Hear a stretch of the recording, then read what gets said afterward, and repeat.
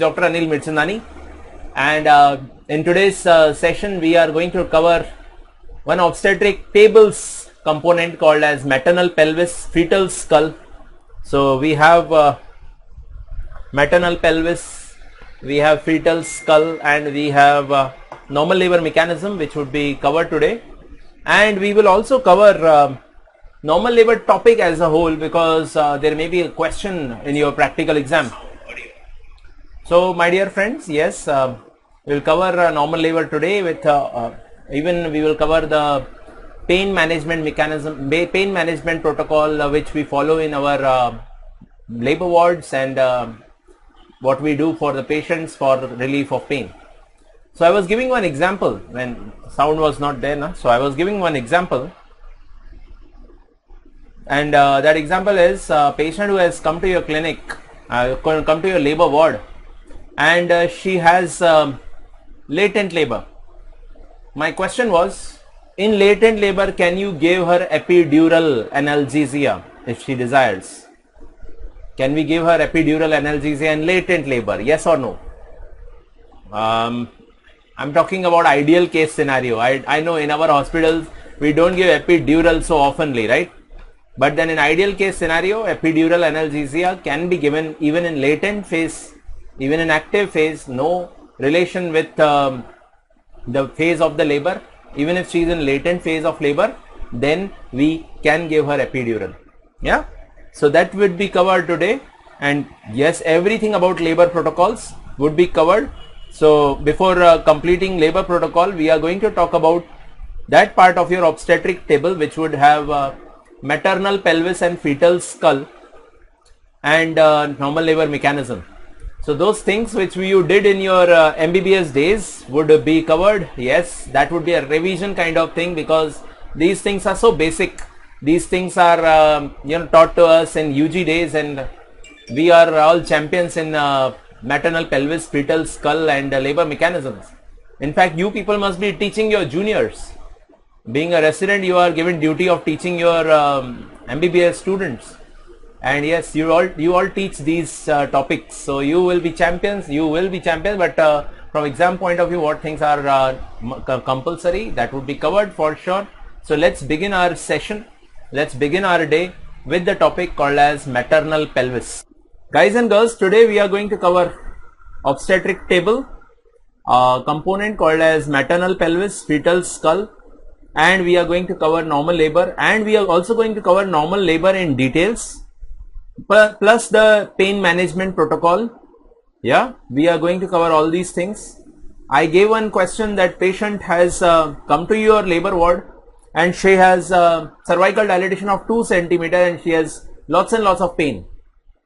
Yeah, lots and lots of pain, and you have decided to give her epidural analgesia. I know we do not give epidural so commonly in our hospitals, but then you have decided to give epidural. My question to you is, can you give epidural in latent phase of labor? Yes or no? Can you give epidural in latent phase of labor? The answer is surprisingly yes. Nowadays we can give epidural anytime. We can give in latent phase, we can give in active phase, no problem about it. So you should have knowledge about the level of epidural for vaginal delivery. You should know the drugs which are used in epidural.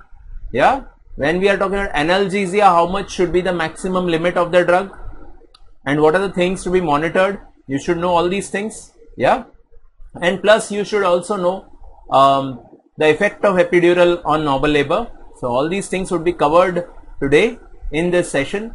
Finally, we are starting our session after a little bit of delay. So my dear friends, let us start with the topic called as maternal pelvis. These all things in maternal pelvis and fetal skull are UG things, undergraduate things, and I know you people are champions, because you people must be teaching your undergraduate students as well these things which we did in undergraduate days, and yes, we are champions in all these things. You must have forgotten, that is why yes, I'll be talking about all these things again, and yes, these things would be there in our obstetric table. So maternal pelvis, fetal skull. Let's start with maternal pelvis first. First thing first, maternal pelvis is made up of ilium, ischium, pubis, sacrum, coccyx. Yeah. So ilium, ischium, pubis, sacrum, coccyx, and then there are joints called as sacroiliac joints. Remember, the sacroiliac joint would determine the oblique diameter of the pelvis. So left sacroiliac joint is the point from where left oblique diameter begins. Right sacroiliac joint is the point from which right oblique diameter of pelvis begins. Yeah, sacroiliac joint determines the oblique diameter. My dear friends, this pelvis can be divided into false pelvis and true pelvis. False pelvis is above pelvic brim. False pelvis is above pelvic brim, and true pelvis is from pelvic brim. True pelvis is from pelvic brim. So this plane of pelvic brim divides the false and true pelvis, and for us, the obstetricians, the only part of pelvis which is important is true pelvis. True pelvis is made up of three parts: inlet, cavity, and outlet. So you have, when you are given maternal pelvis in your hand, the bony pelvis in your hand, then you are going to talk about the pelvis in these points. Yeah. So yes, you will be given this pelvis in your hand and you will be talking about this pelvis.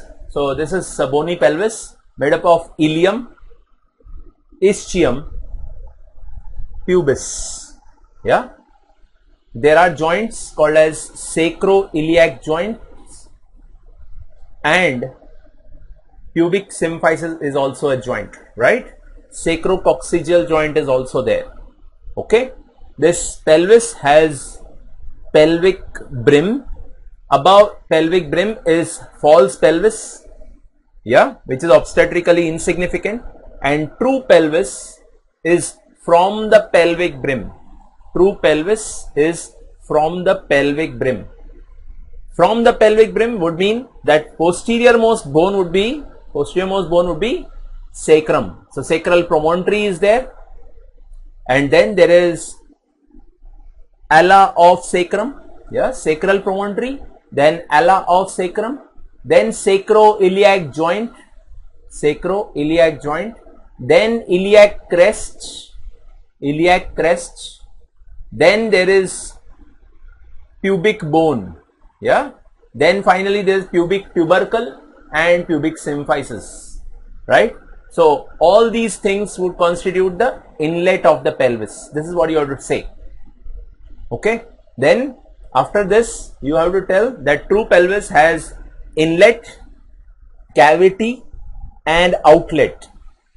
Inlet is transversely oval with transverse diameter as 13. First listen to all these things. We will write down all these things together.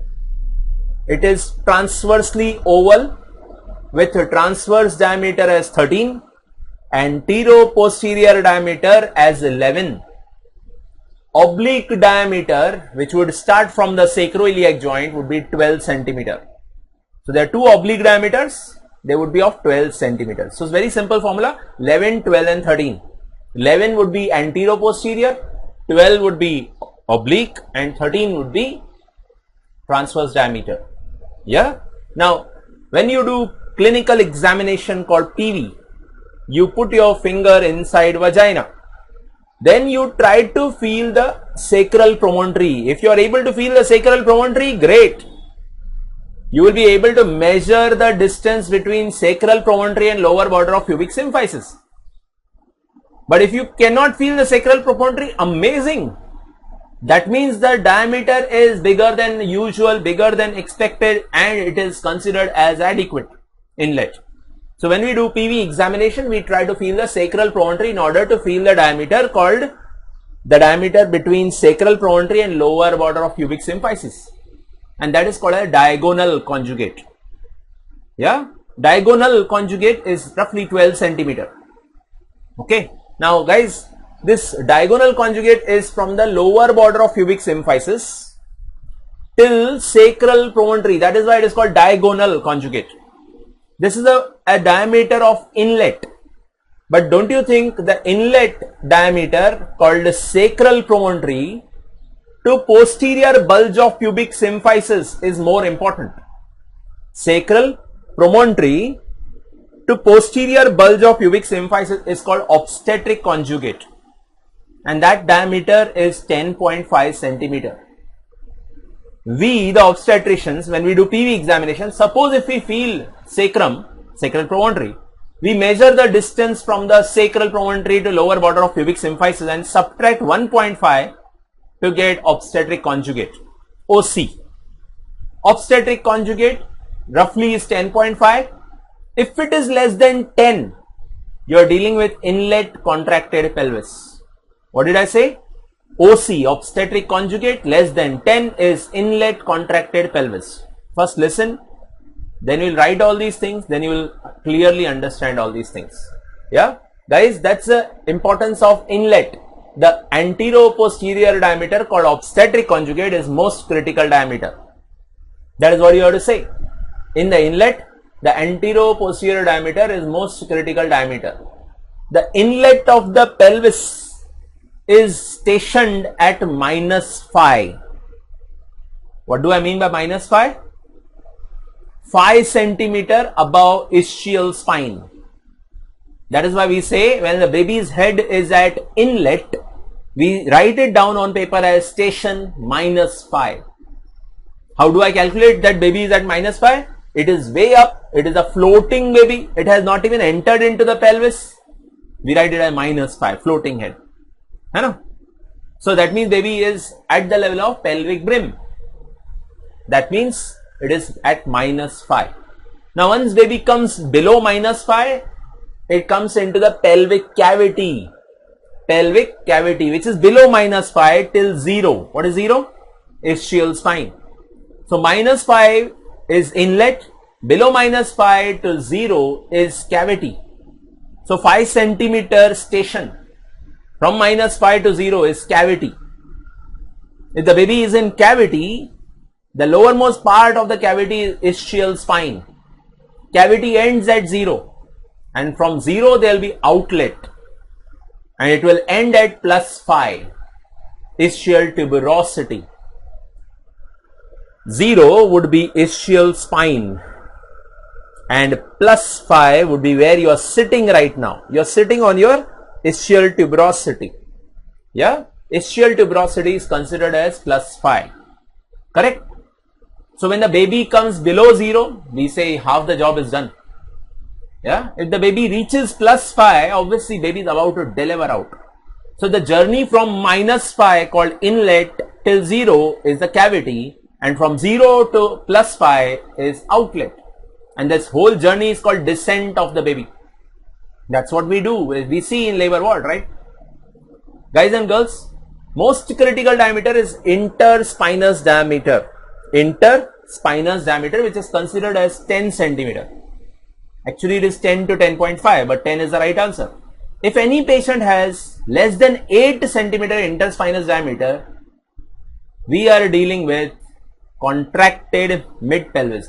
Definitive diagnosis: contracted mid pelvis. Interspinous diameter less than 8 centimeter. When it is less than 10, we suspect mid pelvic contraction. When it is less than 8, it is definitive mid pelvic contraction. That's the importance of ischial spine. When we do PV, you have worked so much in labor ward, hospitals. We always do clinical pelvimetry in our OPD, right? In our OPD, our patients ask us one simple question: Doctor, will you conduct normal delivery or will you do cesarean section? I would say, madam, let me check.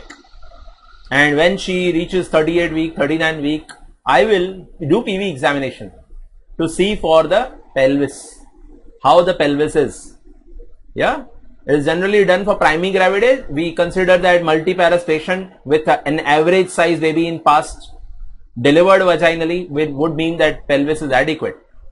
But for patient who has not delivered ever vaginally, you will have to do pelvimetry at 38 to 39 weeks. And what do we see? We see the inlet, that is sacral promontory, and then we see the lateral pelvic walls with the ischial spines to see the cavity. And then we come out and then we do a knuckle. We always put a knuckle. We always put our knuckle between the two tuberosities. We always see the subpubic angle. Whether the subpubic angle is fitting in this thumb and index finger of mine, or whether it is fitting between the index finger and middle finger of mine, in order to know the subpubic angle, in order to know the ischial tuberosities. Yeah, intertuberous diameter, if it is less than 8 centimeter, you are dealing with outlet contraction. So all these things you are supposed to write down now. Let us start writing down. These all things are to be told when this pelvis is given to you. So yes, my dear friends, maternal pelvis, first you will tell about the bones. These are the bones and the joints. Yeah. Then you are dividing the pelvis into false pelvis and true pelvis, and you will tell that true pelvis is obstetrically significant. Obstetrically significant. Then we will talk about true pelvis in 3 parts: inlet, cavity and outlet. So inlet of true pelvis is transversely oval with sacral promontory behind and pubic symphysis in front. Yeah. So I am drawing a diagram of inlet in such a way that transverse should be bigger, AP should be smaller,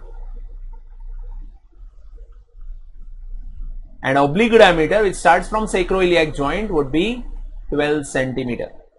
So 11, 12, 13.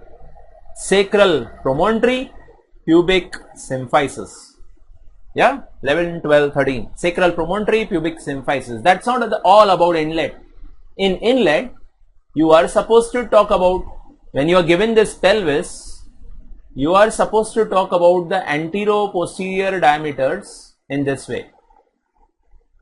There would be 3 antero-posterior diameters. What you do in your OPD is measurement of sacral promontory to lower border of pubic symphysis. This is called a diagonal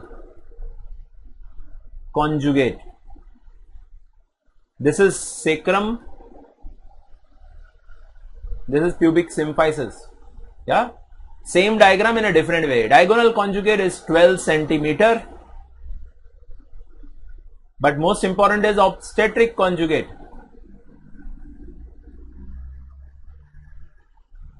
Obstetric conjugate is 10.5 centimeter, and yes, there is one more conjugate which starts from the sacrum and it is up to the upper border of pubic symphysis. This is called a true conjugate, which is 11 centimeter.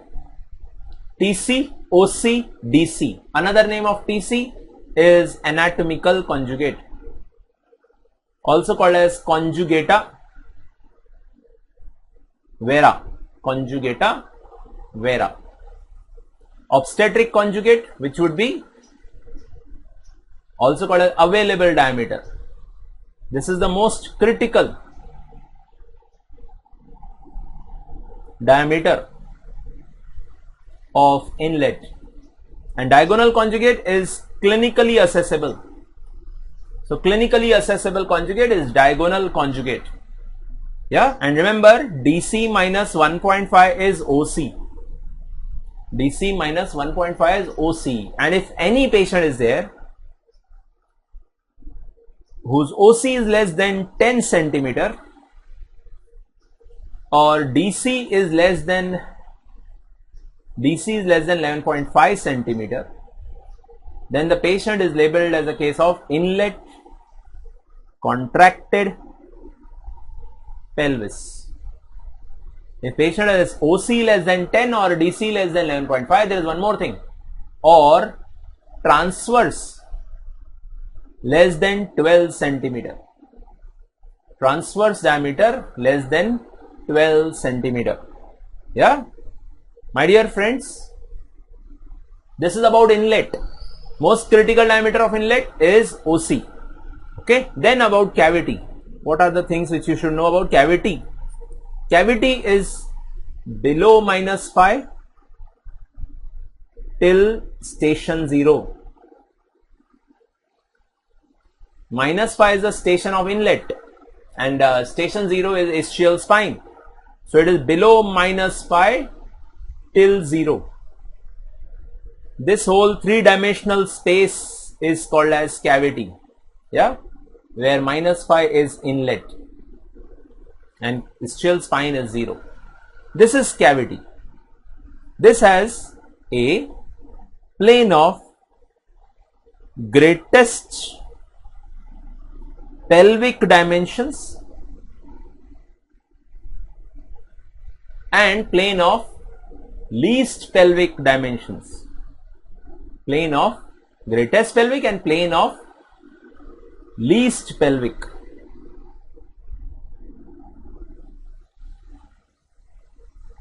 Yeah, greatest pelvic would be at sacral 2, sacral 3 junction, S2, S3 junction. Least pelvic is at the station 0. Yeah, we say least pelvic as interspinous diameter.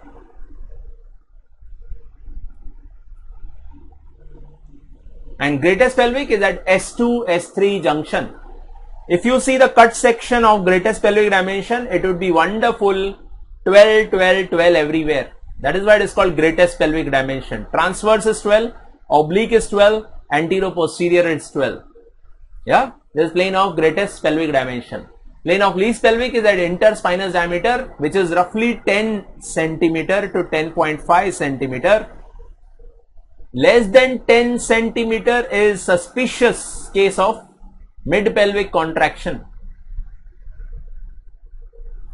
Suspicion of mid pelvic contraction. And less than 8 centimeter would be definitive, it is diagnostic mid pelvic contraction. Diagnostic of mid pelvic contraction. This interspinous diameter is considered as most critical diameter of whole pelvis.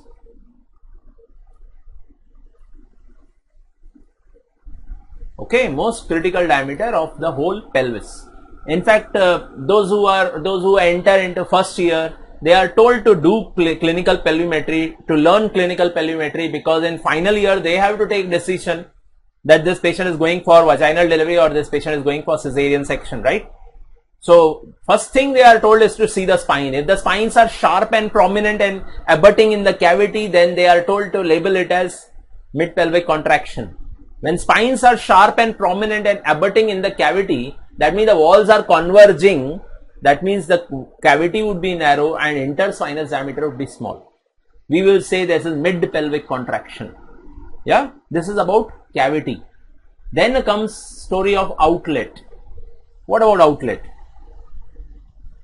In outlet, we always talk about the space from 0 till +5. 0 till +5. And 0 till +5 is called as outlet, and you know that there is subpubic angle as well and intertuberous diameter as well. Yeah, so 0 till +5 is outlet. Yeah, there is something called obstetric outlet. Obstetric outlet is from 0 to +4. Anatomical outlet, what we call it as bony outlet, is most important outlet. It is at +5. station plus phi. Yeah, you have to have this knowledge about these stations and what is there at inlet, what is the station of inlet, cavity and outlet, because in labor you have to know where is the station, and yes, we have to plot partogram and we have to know where the baby's station is so that we can plot it properly. Yeah, partogram plotting will be there in our topic called normal labor, and you should know all these stations. Yeah, I will redraw station plus phi for you guys. So there is ischial bone, ischial tuberosity, and there is pubic symphysis. Yeah, and posteriorly there is sacrum and coccyx. So you are seeing the patient from below. Yeah, so patient is lying in a lithotomy position and you are seeing the pelvis of the patient. The transverse diameter of outlet, called a TDO, transverse diameter of outlet,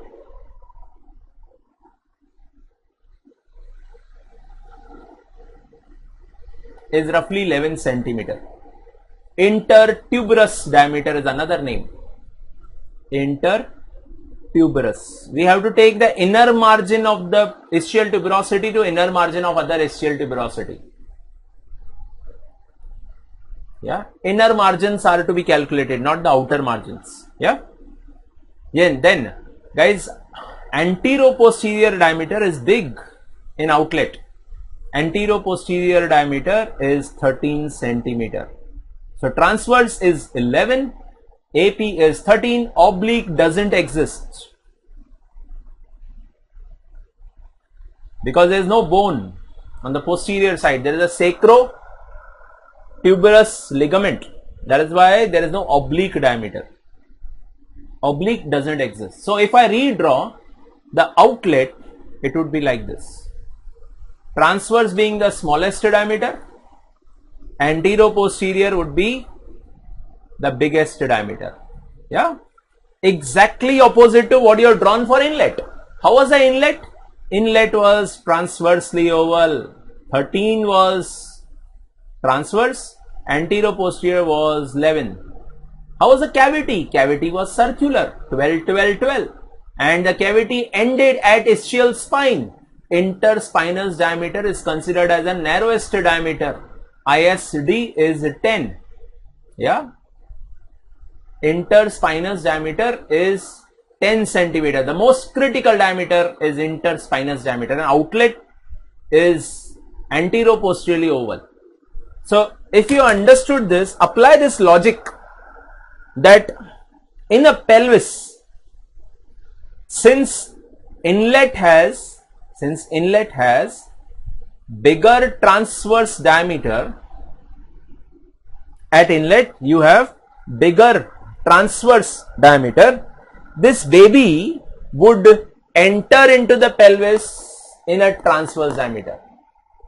In the cavity, because it is circular, baby will rotate anteriorly, and at the outlet it is antero-posteriorly oval. So this poor baby has to first go transversely inside, and since the outlet is exactly perpendicular to the inlet, the baby has to rotate by 90 degrees and then the baby will deliver out. Yeah, this internal rotation of the baby is always of 90 degrees from left side position or right side position. Yeah, because transverse diameter is biggest at inlet and antero-posterior diameter is biggest at outlet, there has to be internal rotation of 90 degrees. Okay, this is the importance of understanding the pelvis with inlet, cavity and outlet diameters. Okay, my dear friends, now after you understood inlet, cavity and outlet, let me tell you, if any patient has TDO less than 8 centimeter, you label her as outlet contracted pelvis.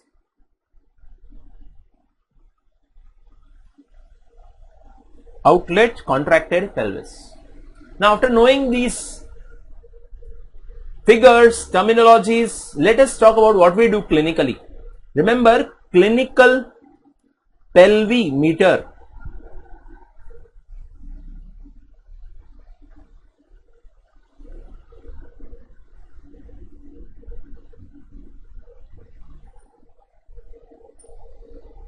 I would repeat what I said, that the baby enters inside as LOT and rotates by 90 degrees. Then I wrote over here this point which you have missed because I have now reduced the screen size. Yeah, TDO. Any patient whose TDO is less than 8 centimeter is a case of outlet contracted pelvis.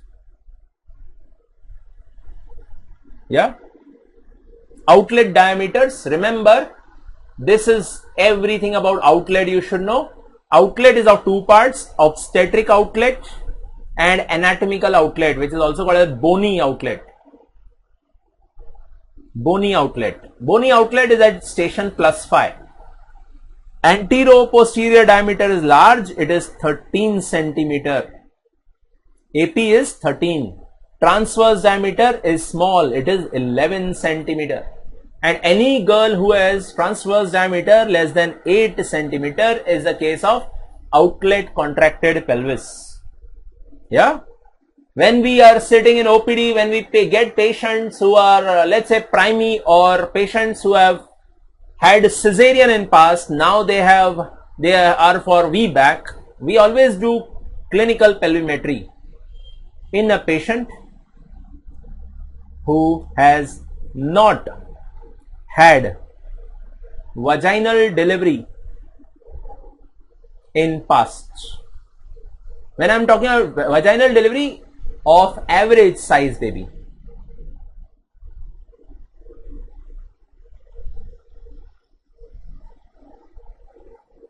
Average size baby in past.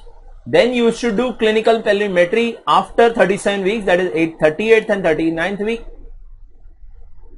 You are supposed to do clinical pelvimetry at 38th to 39th week. If patient is multiparous patient with history of vaginal delivery of average sized baby, minimum size should be average size baby. Yeah, minimum size average size baby. Yeah, maybe macrosomic, but if she has had vaginal delivery, we consider that pelvis is adequate. Yeah, the previous baby has already checked the pelvis. Purnima is asking, sir, is there any importance of posterior sagittal diameter, PSD? Now Purnima, that concept of PSD is only for your theory point of view. You will never be asked in your practical, because I will tell you because also. Let's say this is ischial spine, and let's say this is sacrum, and let's say this is pubic symphysis. Yeah, I am showing you a cut section. Yeah, this is pubic symphysis. Now this interspinous diameter, I told you interspinous diameter is how much? It is 10 centimeter. Interspinous diameter 10 centimeter. Now this interspinous diameter divides the antero-posterior diameter. Antero-posterior diameter into two parts. What are the two parts? The posterior part is called posterior sagittal diameter, and this is anterior sagittal diameter, PSD and ASD. My dear friends, it is said that if the spines are located posteriorly, the posterior sagittal diameter would become smaller. The spines, if they are located, let's say posteriorly, yeah, there is one patient who has android pelvis. Yeah, the spines are located posteriorly. Yeah, her posterior sagittal diameter would be very, very small. Agreed? Anterior sagittal diameter would be larger, posterior sagittal diameter would be very, very small. So there is one concept that ISD plus PSD less than 13 centimeter is mid pelvic contraction. This definition is not clinically used because we do not know how much is posterior sagittal diameter. We can measure the interspinous diameter clinically. But we can't measure posterior sagittal diameter clinically. You will have to use investigations like CT scan, X-ray, MRI and whatnot. Yeah, and I don't think in your hospital they must be doing CT, MRI, X-ray, etc. for knowing the pelvic shape or knowing the pelvic diameters. So this is only for theory point of view. Any patient who has posterior sagittal diameter plus interspinous diameter less than 13 is also called as mid-pelvic contraction. There is another definition of mid-pelvic contraction. Generally, ISD plus PSD is 15 centimeter. Interspinous diameter plus posterior sagittal is generally 15 centimeter. If it is less than 13, that is mid-pelvic contraction, but I did not teach you this because there is no need of this. We don't do investigational pelvimetry. What do we do then, sir? We always do clinical pelvimetry. In our OPDs, we do clinical pelvimetry. I will not send the patient for investigations for knowing the shapes and the size of pelvis. Shape and size of pelvis. No, we don't. Yeah. Clinical pelvimetry is done at 38 to 39 weeks. If patient has had vaginal delivery in past with average size baby, we deem it as adequate pelvis and then we label this patient for vaginal delivery. Yeah. Guys, girls, I hope you understood this clinical pelvimetry. There is something called CPD assessment. You must have heard about CPD assessment. CPD assessment is done only during labor.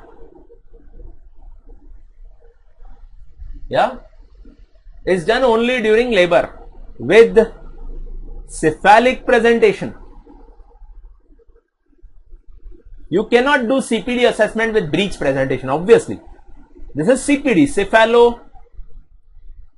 cephalopelvic disproportion. If I say that clinical pelvimetry can assess pelvis, CPD can assess pelvis as well as passenger. So it is assessment of relation between passenger and passage. There is one method called as Muller-Munro-Kerr method. Muller-Munro-Kerr method, also called as abdo-pelvic method. Abdo-pelvic method. Try to understand this logic that the baby has to pass from inlet to cavity to outlet, right? Inlet to cavity to outlet. This is the path of the baby, right? And the baby is, let's say, at level of inlet. Yeah, baby is at the level of inlet. Okay. Now you know that the baby has bones, parietal bone, yeah, frontal bone, then occipital bone, and between the bones there are suture lines, right? Now what do? We push the baby from above with left hand. Yeah, push the baby from above with left hand and do PV examination from below, obviously with right hand. Yeah, do PV examination with right hand. Your index finger and your middle finger, your index finger and your middle finger is going to feel the baby's head, right? Index finger and middle finger is going, this diagram is looking very weird. Let me cut it off. Yeah, it was not looking like finger. So yes, do PV examination. Your index finger and middle finger will be on the baby's head to see whether the baby's head is going down or not, whether descent is happening or not. Yeah, So index and middle finger would feel the descent, and thumb of the same hand is put on suprapubic area. Thumb on suprapubic region. Thumb on suprapubic region. So index and middle finger inside and thumb on the suprapubic region. With the help of left hand, you are pushing the baby into the pelvis. Let's say you are able to push the baby inside. You are able to push the baby inside, and even molding has not happened. So baby has gone easily inside the pelvis. Even molding did not happen. Molding is compression effect, and you can feel the sutures getting narrower and then sutures not palpable. Yeah, so compression effect will cause molding. If baby goes inside without even molding, there is no CPD. Yeah, when will I say that there is no CPD? No CPD when the baby can be pushed plus there is no molding. Great, that means baby can easily withstand the labor process. There is no cephalopelvic disproportion. Yeah, if baby can be pushed plus molding has started,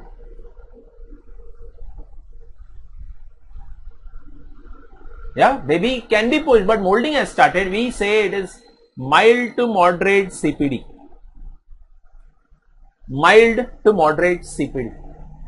If baby cannot be pushed inside, with your left hand you cannot push the baby inside, then it is called as severe CPD. And needless to say, all these things should be done in labor process. Yeah, to assess whether the patient has CPD or not, you need the uterus to contract. Yeah, you need your hand to push the baby down, but uterine contractions are also necessary. That is why we always do this in labor. Are you getting my point? So whether there is CPD or not can be assessed only during labor. If you are talking about CPD, don't you think there are two causes of CPD? One, pelvis is small.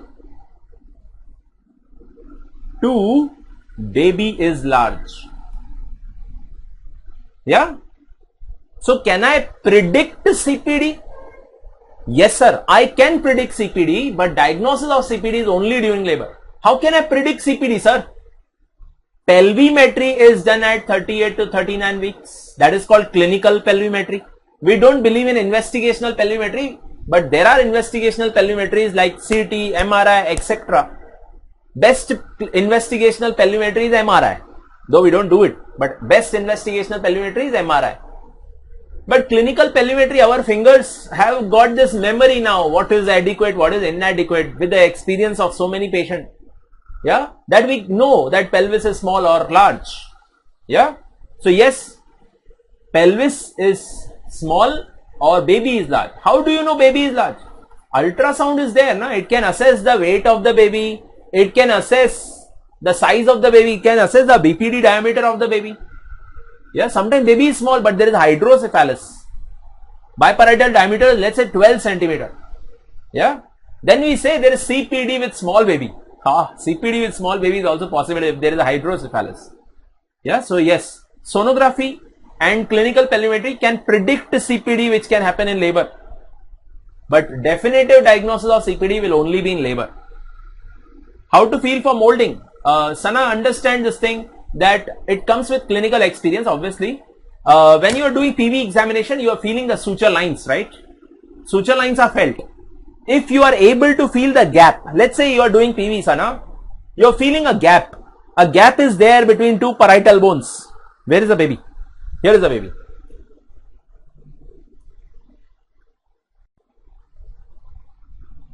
Yeah.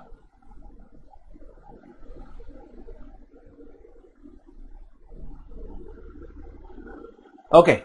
So now you are doing PV examination. Yeah. And you're feeling, sagittal suture, gap is there. Two parietal bones are felt. Sagittal suture is felt. It will be there from posterior fontanelle to anterior fontanelle. Sagittal suture is felt. I can feel a gap. That means it is grade 0 molding. Gap is felt, na? That's grade 0 molding. Yeah. If there is molding happening, the gap would not be felt and the bones will be touching each other. When bones touch each other, it is called grade 1 molding. Bones are touching each other. You won't feel the gap. Grade 2 is when the bones have overlapped each other. They have started overlapping each other. You will feel that they are overriding each other. Okay. Left parietal will ride on the right or right will ride on the left. There will be overriding. But on PV examination, you can separate this overriding. Then it is called grade 2 molding. That means grade 2 is overlapping separable bones. And grade 3 molding is overlapping, could not be separated. All these things should be known to you because grade 3 molding, whenever you see, you should suspect a case of cephalopelvic disproportion. When the patient is not progressing in labor and there is already severe kind of caput as well as molding, grade 3, then you should think about cephalopelvic disproportion. Okay? Yeah, it comes with clinical practice, Sana. You have to do many PVs for those things and you must have done. Yeah. Sir, when we do PV, we always feel the caput of the baby. It is very difficult. You have a partogram, na? If you monitor on partogram, you have written on paper, na, whether patient is progressing well or not. CPD patients generally do not progress well. Yeah. CPD patients will have arrest of labor. So partogram also tells you indirectly whether CPD is there or not. So even if your clinical judgment is faulty, partogram charting is important because partogram charting will never go wrong. You will never miss out CPD and you will never miss out obstructed labor. Yeah. So always follow protocols, and you are exam going student. So all these things would be asked in exam. How to do CPD assessment. CPD assessment is ideally done during labor, during uterine contractions. Yeah. Vishaka is writing correctly, asking, okay, it is with contraction of uterus. Yes, Vishaka, it is with contraction of uterus. You are supposed to push it with the help of your left hand so as to confirm whether you are dealing with CPD or not. Am I clear about this? Alright, guys. So yes, after understanding these basic facts about maternal pelvis, there are few more factual things about maternal pelvis which we oftenly encounter in our clinical practice. There are 4 types of pelvis. So shapes of pelvis. This classification is called as Caldwell Molloy classification. Caldwell Molloy classification. Shapes of pelvis. So there are 4 shapes: gynecoid, then android, anthropoid, and platypeloid.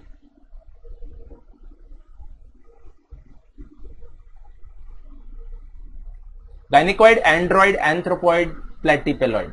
These are the 4 basic shapes of pelvis.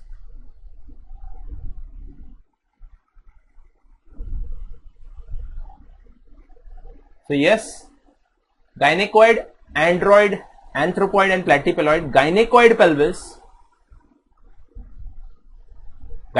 pelvis is most common pelvis. It is best pelvis for vaginal delivery, least complications. Yeah, most of the females do have gynecoid pelvis. These females have, parallel side walls, spines are blunt,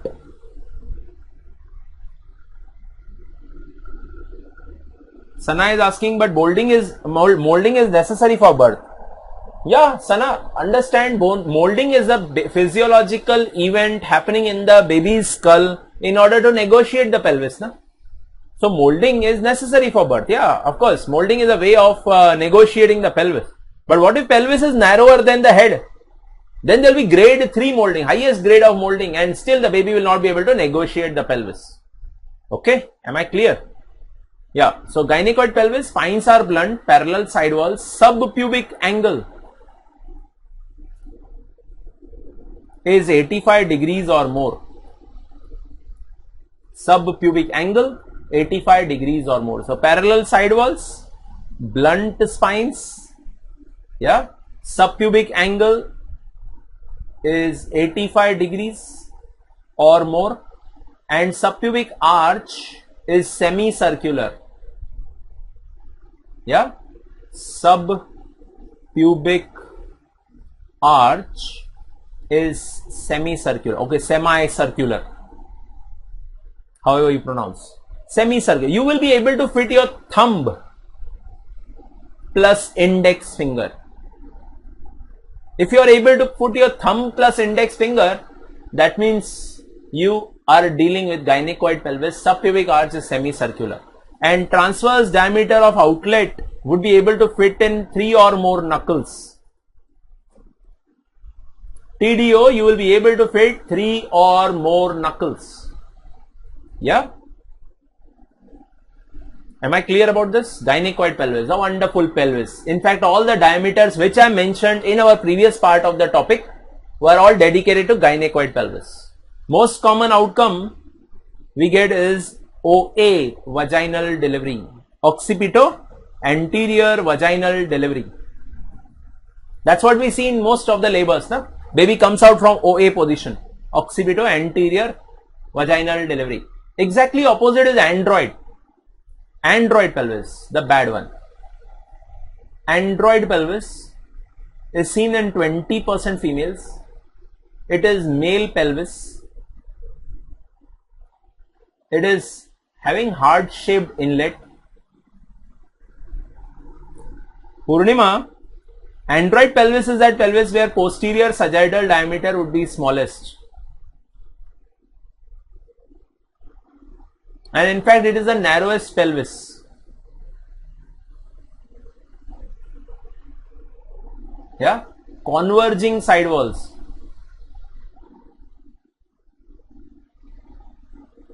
Spines are prominent. So their side walls would be converging like this, and the spines would be very, very sharp and prominent. You will be able to feel it. Ye gadbad hai. If you are able to see the spines and you are able to feel the spines that they are abutting in the cavity, be ready. This patient is probably going to have prolonged labor. Yeah, spines are the narrowest. Spines would make the narrowest plane of the pelvis, and that is why we say plane of most important critical diameter is interspinous diameter. Yeah. So android, spines are prominent, walls are convergent, subpubic angle is 70 degrees. Yeah, or it could be lesser than that. Subpubic angle is very narrow, and subpubic arch is triangular.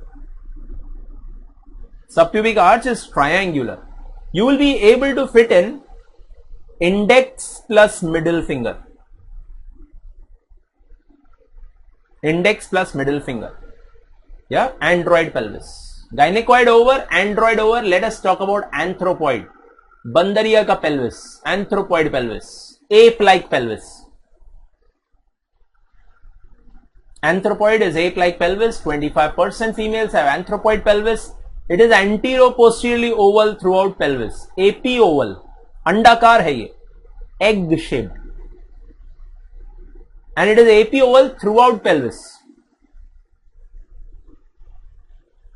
Api-oval throughout pelvis. So it is not like a gynecoid pelvis which was transversely oval in inlet and antero-posteriorly oval at outlet. Here it is antero-posteriorly oval throughout the pelvis. So what will happen to the baby in anthropoid pelvis is that the baby will accommodate in the antero-posterior diameter. Yeah, baby would accommodate in antero-posterior diameter. Right? AP diameter. And yes, this antero-posterior diameter, this baby would remain in an anteroposterior diameter with the occiput posteriorly. Occiput posteriorly. OP positions are common. What we call it as malposition. Malposition entry is common. Even in android pelvis we see malposition. Even in anthropoid pelvis we see malposition. But in anthropoid pelvis the baby can deliver out. The baby goes inside as OP, remains OP and comes out as OP. What is OP delivery called as? OP delivery is called as face to pubes delivery. Or you can say face to pubis delivery. P-U-B-I-S is pubis, P-U-B-E-S is pubes, anything. The baby will deliver out facing the pubis.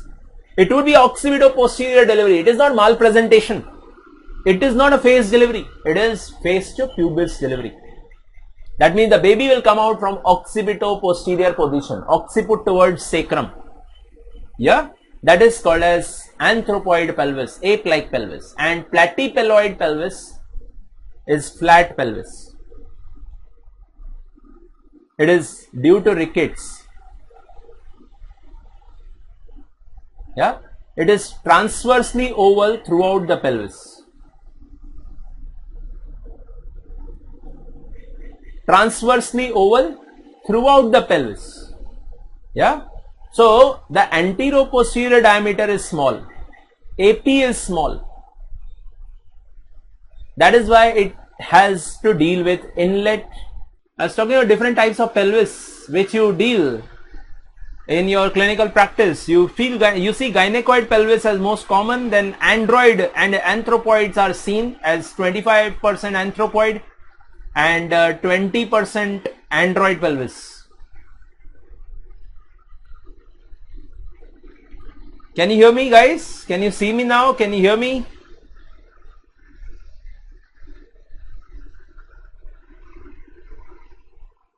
Not yet? Yeah.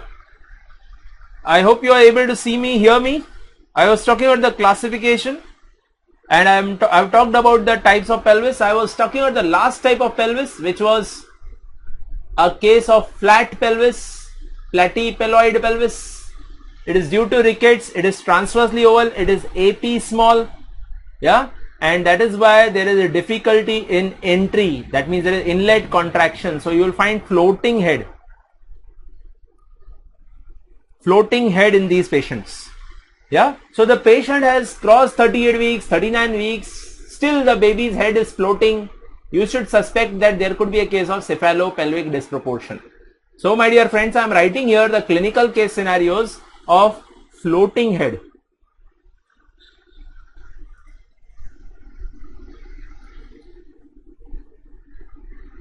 See, generally primigravida will have engagement at 37 weeks and multiparous just before labor. So if there is a primigravida and there is cephalopelvic disproportion, then there could be floating head. Yeah. Or if there is a deflexed attitude of the baby, deflexed attitude of the baby, then also there is a possibility of floating head. CPD, deflexed attitude. C would be, C is a part of CPD only, but it would be macrosomia, hydrocephalus. Yeah. Then malposition of the baby. So if the baby is in, let's say, OP position, then it is quite possible that the baby might not enter into the pelvis properly. So there may be floating head at term. Yeah. So these are the things which you should know when you are dealing with floating head. Okay. So guys, enough of the pelvis. I think you will be able to answer each and every question on pelvis. Now let's talk about the fetus. The next part of this today's topic is fetus. So we'll talk about fetal skull now. You are oftenly given fetal skull and you are asked about what are the parts of fetal skull and what are the diameters of fetal skull. Mr. OBGYN is asking, asynclitism is seen in which type of pelvis? Mr. OBGYN, asynclitism, mild asynclitism is seen in virtually all the patients. But severe asynclitism is seen in android and platypelloid pelvis. Android and platypelloids would have asynclitism commonly. Severe asynclitism. Yeah, we'll talk about asynclitism in our topic called fetal skull. So have patience. Now fetal skull, whenever you are given fetal skull, what are the things you are going to talk about?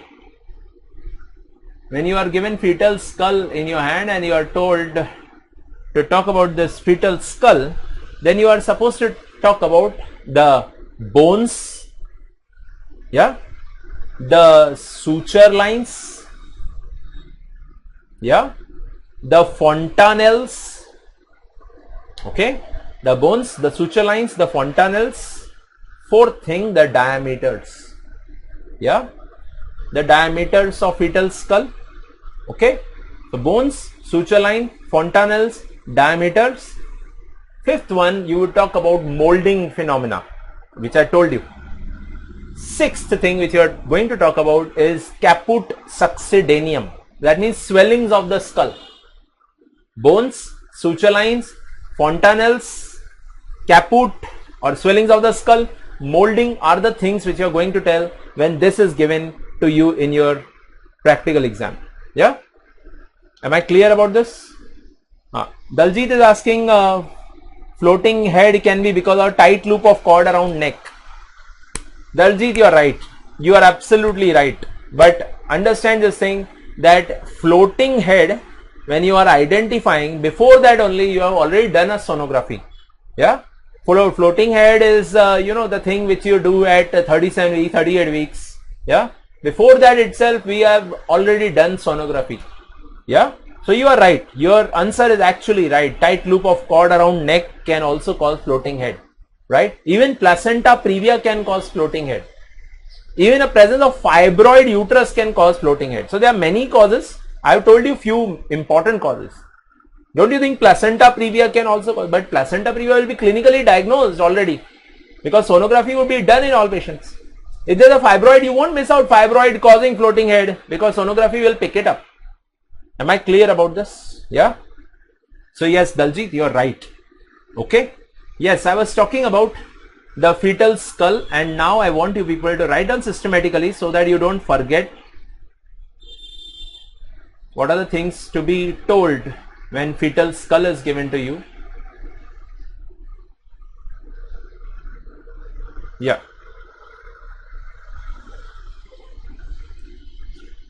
So fetal skull coming your way. Let's talk about fetal skull. The bones of fetal skulls would be two parietals, two frontals. Yes, there are two frontal bones. Yeah, one occipital, two temporals. These are called as cranial bones. They form calvaria. And there are basal bones as well. Basal bones are sphenoid, mastoid. Yeah, these are basal bones. Cranial bones, they undergo molding and they help in delivery of baby. Basal bones, they protect fetal CNS. Correct? That's a very simple common sense thing. Basal bones will protect the central nervous system. Yeah. Then yes, you are talking about now the suture lines.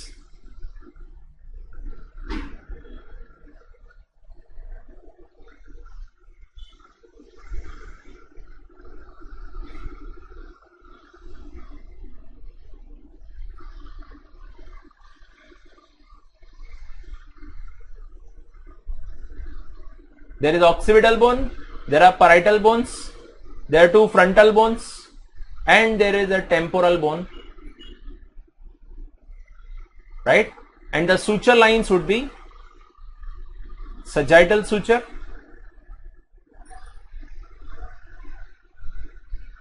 then lambdoid suture. We all know all these small things. lambdoid suture, then a coronal suture between parietal and frontal, and then temporal suture.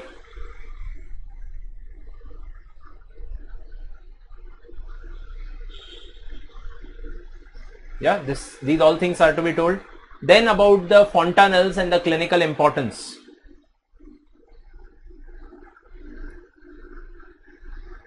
There are two most important fontanelles for we, the obstetricians: posterior fontanelle, anterior fontanelle. Anterior fontanelle fuses at 18 months of life. Posterior fontanelle fuses at birth. Yeah, posterior fontanelle fuses at birth. Okay. With the help of posterior and anterior fontanelle, you can localize the position of the baby. Position can be assessed. Yeah, position can be assessed. And if there is bulging anterior fontanelle, it could be a marker of raised intracranial tension. Bulging anterior fontanelle is a marker of raised intracranial tension. Yeah. Now, after knowing the bones, the suture lines, the fontanelles, let us talk about the diameters, which you are going to tell in exam. There are two types of diameters: antero-posterior diameters, anterior-posterior diameter, and transverse diameter. Yeah, antero-posterior and transverse. See, transverse diameter, most important one would be this one, biparietal diameter.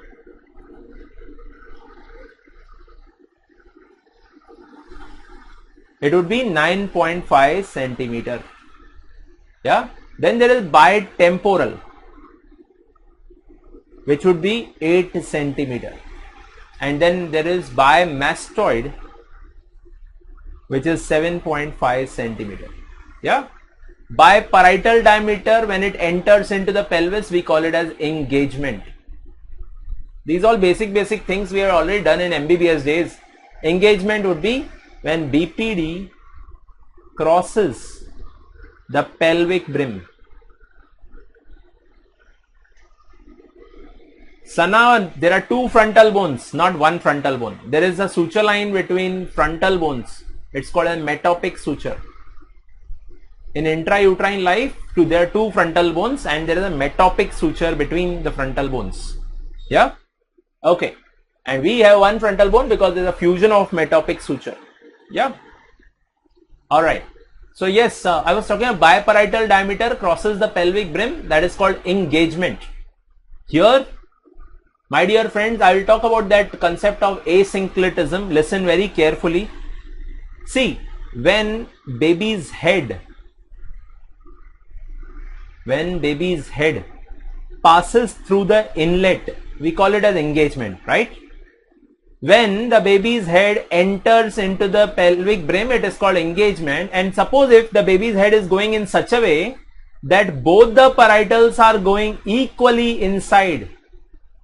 Both the parietals are going equally inside. That means symmetrical entry. Then it is called as synclitism. Yeah, symmetrical entry would mean synclitism. We can easily understand symmetrical entry when we are doing PV examination. The suture line lies in the middle part of the pelvis. It divides the pelvis into anterior and posterior parts equally.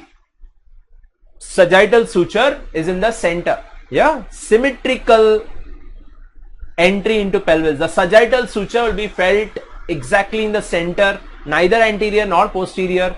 Symmetrical entry. Yeah, my dear friends, what do you think would be the diameter of engagement? The diameter of engagement would be biparietal diameter, which is 9.5 centimeter. Yeah, but when, let's say, the baby enters into pelvis, with a lateral tilt at the neck. There is a tilt at the neck. So baby goes inside the pelvis with a tilt at the neck, lateral tilt, and the entry happens in such a way that one parietal enters first, the second parietal enters later on. So there is a tilt. Don't you think the sagittal suture will not be in the center? Sagittal suture would be lying towards the sacrum or towards the pubic symphysis. Yeah. So if sagittal suture is not in the center, this is called as asymmetrical entry, also called as asynclitism.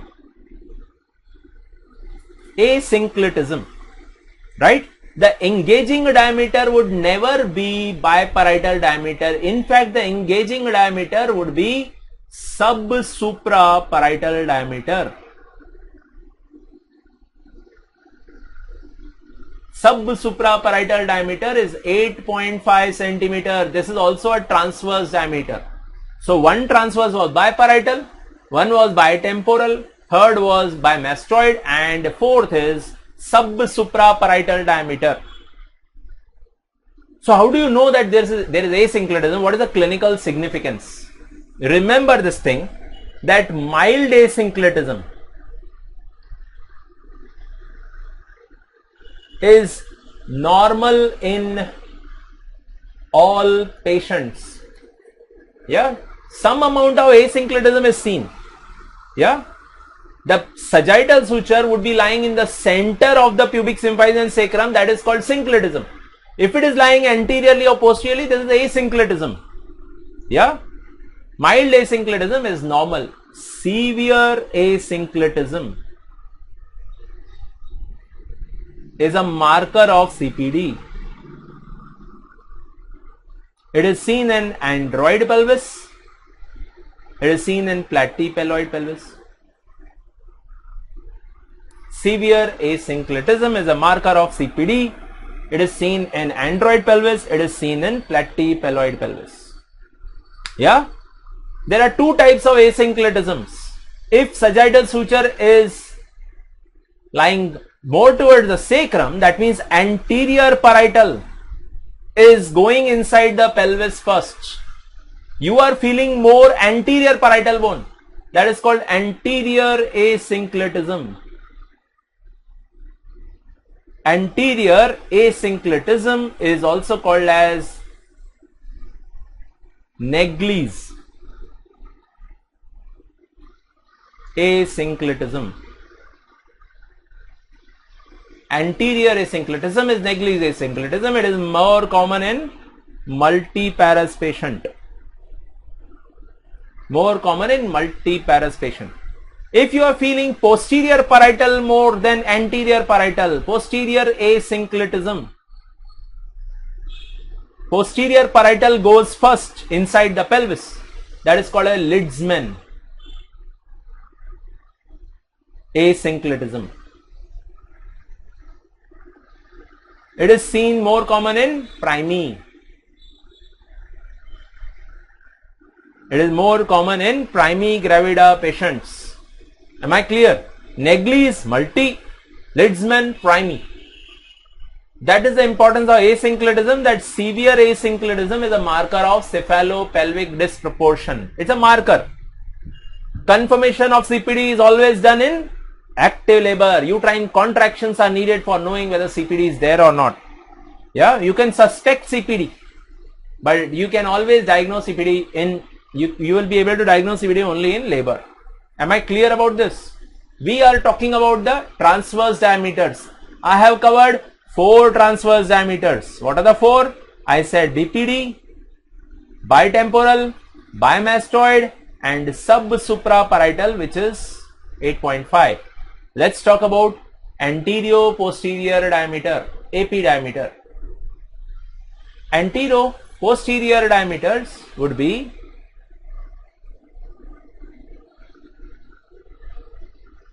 when you are given the fetal skull. When you are given the fetal skull, then let's say the baby is in complete flexed attitude, complete flexion. the anteroposterior diameter which would be engaging inside would be suboccipitobregmatic, bregma and lambda. What are bregmas and lambda? Bregma is the midpoint of anterior fontanelle. Lambda is the midpoint of posterior fontanelle. So suboccipitobregmatic is seen in complete flexion. It would be 9.5. If the baby is not completely flexed, if the baby is slightly flexed, partial flexion, it will be suboccipitofrontal. Suboccipitofrontal is 10 centimeter. If the baby is in deep flexed attitude, baby is looking straight, deep flexed attitude, it will be occipitofrontal. That would be 11.5 centimeter. If the baby has partial extension, then it will be mentovertical, which would be the biggest diameter actually. It would be 14 centimeter. When the baby is in complete extension, there will be face presentation, and the AP diameter would be submentobregmatic, which is 9.5 centimeter. Yeah? Am I clear about this? Submentobregmatic, 9.5 centimeter. Am I clear? Sana is asking about borderline pelvis. Sana, let me tell you, in standard textbooks there is no terminology called borderline pelvis. That is your and my ease of business. When we do clinical pelvimetry in OPD, sometimes we cannot actually surely say that this is adequate pelvis, because our fingers know what is adequate pelvis. Sometimes we cannot say confirmatively that this is inadequate pelvis, because our fingers know what is inadequate pelvis. But some clinical cases are such that the diameters are not actually very short also and very long, very large also. So in such cases, for the ease of business, we write borderline pelvis to be reassessed in active labor.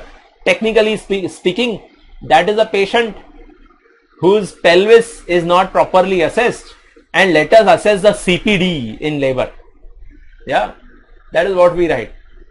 So whenever you write borderline pelvis, that is our ease of business. Pelvis borderline. Pelvis borderline is a concept which is developed by us. Yeah, and borderline pelvis is a thing which is one thing which is not completely adequate. Pelvis is not completely adequate.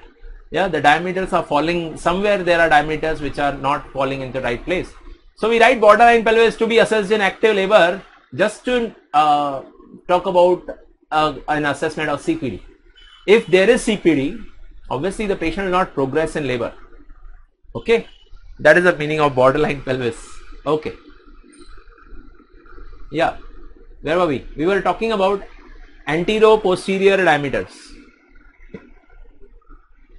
Yeah, antero-posterior diameters. Now, antero-posterior diameters would be, as I told you, there is something called suboccipitobregmatic. This is diameter called 9.5 centimeter. Similarly, submentobregmatic is also 9.5. Mentovertical is 14 centimeter. Yeah, occipitofrontal is 11.5 centimeter. So we'll talk about it. Write down. Number 1, suboccipitobregmatic, which is 9.5 centimeter. It is seen in complete flexion. That means there will be vertex presentation.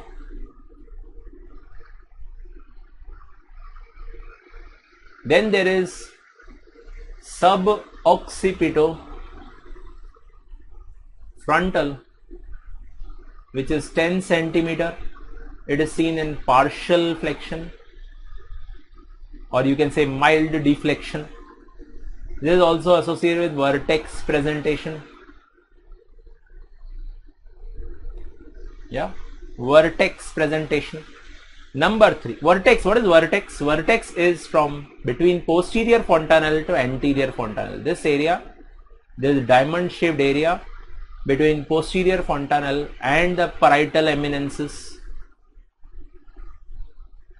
is called as vertex. Yeah, What is the midpoint of anterior fontanelle called as?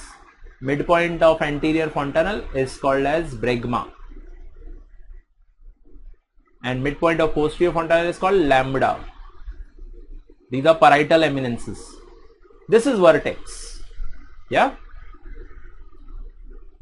Then the third diameter is occipitofrontal,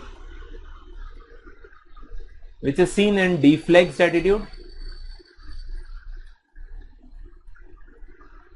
which is roughly 11.5 centimeter.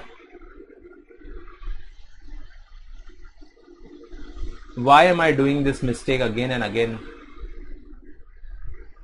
I am not reducing the screen. Okay, I'll zoom out. Yeah, I have already zoomed out. Guys, I am now showing you the anterior posterior diameter. This is what I was writing and showing. I said suboccipitobregmatic is 9.5 centimeter. Suboccipitobregmatic is 9.5 centimeter. Complete flexion. There will be vertex presentation. या विनम्रता होगी तो vertex दिखेगा, vertex दिखा तो शान से delivery होगी. Yeah, be always humble in life in order to have great delivery. Yeah, so always there should be complete flexion. Best attitude is complete flexion. Suboccipitobregmatic 9.5. It is associated with vertex presentation. Then I said suboccipitofrontal 10 centimeter. Suboccipitofrontal 10 centimeter. When there is partial flexion, there will be suboccipitofrontal 10 centimeter. It is also associated with vertex presentation. What is vertex? Vertex is from posterior fontanelle to anterior fontanelle laterally by parietal eminences. So this shaded area is called as vertex. Correct, na? Lambda is midpoint of posterior fontanelle. Bregma is midpoint of anterior fontanelle. Midpoint of posterior fontanelle, midpoint of anterior fontanelle, and yes, the diamond shaped area is called vertex. When there is a deflexed attitude, baby is looking straight, there will be occipitofrontal AP diameter 11.5 centimeter. Occipitofrontal 11.5 centimeter. Number 4 is when there is partial extension, there will be mento-vertical. Mento-vertical, which is from the chin to the topmost part of the head. Mento-vertical, that is 14 centimeter. Yeah, it is associated with brow presentation. Occipitofrontal deflexed attitude is associated with sinciput presentation. Sinciput is area exactly opposite to occiput. Yeah, sinciput is an area exactly opposite to occiput. Okay, so it is midpoint between frontal bone, sinciput. You will be able to feel the sinciput, right? Mento-vertical 14 centimeter.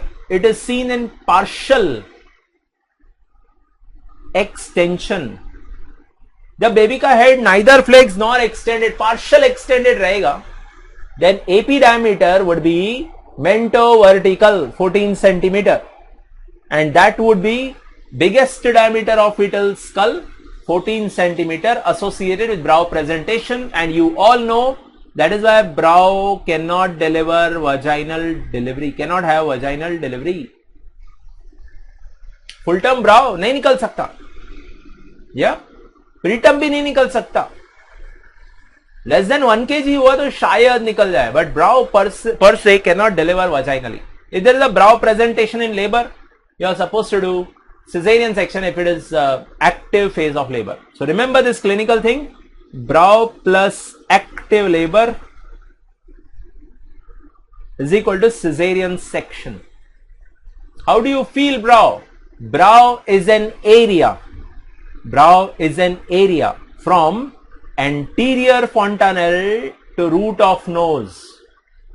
Brow is an area from anterior fontanelle to root of nose. Yeah, this area is brow. Okay, anterior fontanelle to root of nose, brow. If you are on PV examination feeling the supraorbital ridge of the baby, then you are dealing with brow. Yeah, you will feel the supraorbital ridge in brow.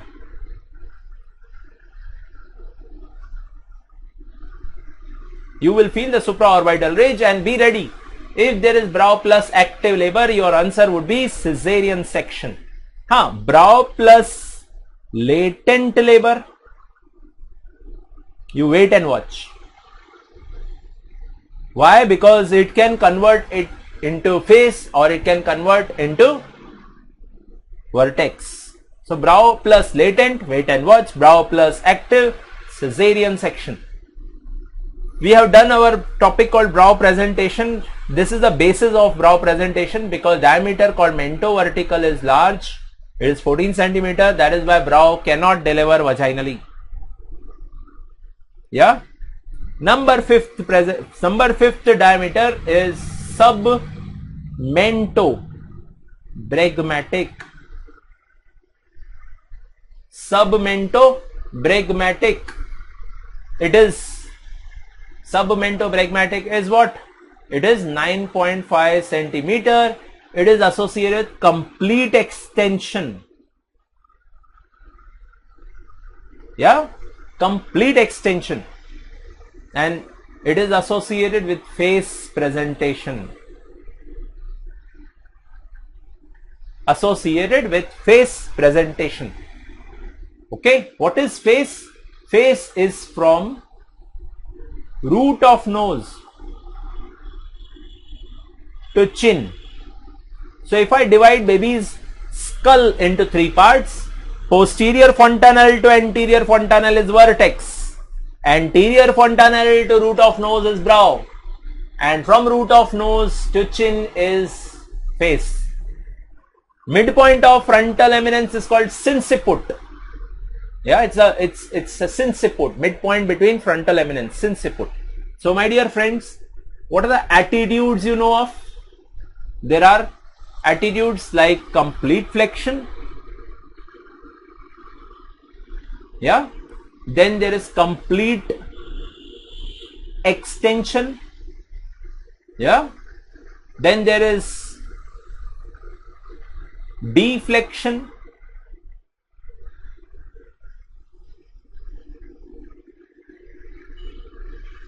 Yeah. Then there is partial extension.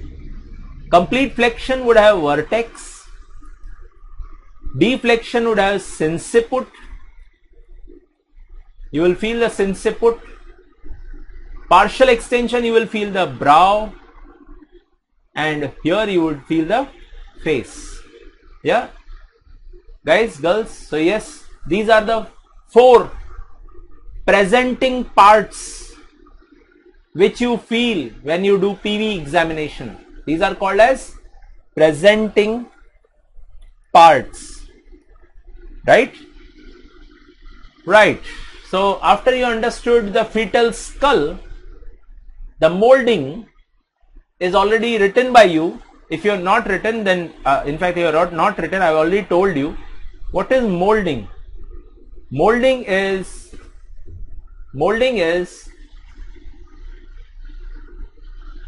change in shape due to compression. Molding is change in shape due to compression. The grades of molding are grade 0, grade 1, grade 2, grade 3. 0, 1, 2, 3. What is 0? When bones are not touching each other. 1 would be when bones are touching each other. Sana, you will not be able to feel the suture line. Bones are touching each other. Grade 2 would be bones are overlapping. plus they are separables. And grade 3 would be overlapping plus fixed. Overlapping plus fixed bones. Yeah. So these are the moldings, and yes, with the help of moldings you can assess whether the patient has CPD or not. Right? Guys, then there are swellings. Swellings of skull. What you should know about swellings of skull?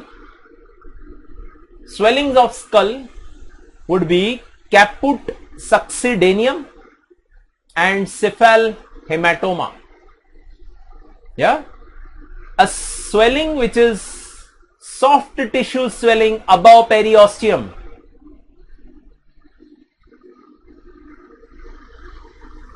And it can cross suture line is caput succedaneum. Cephalhematoma is blood below periosteum.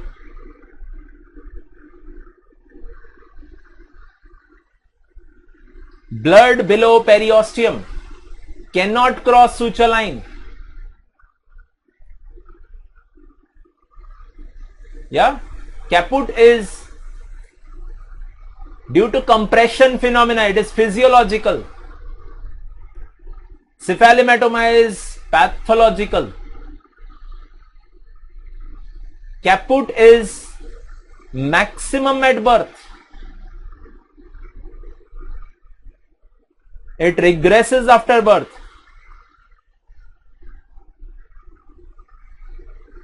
It resolves in 1 to 2 days.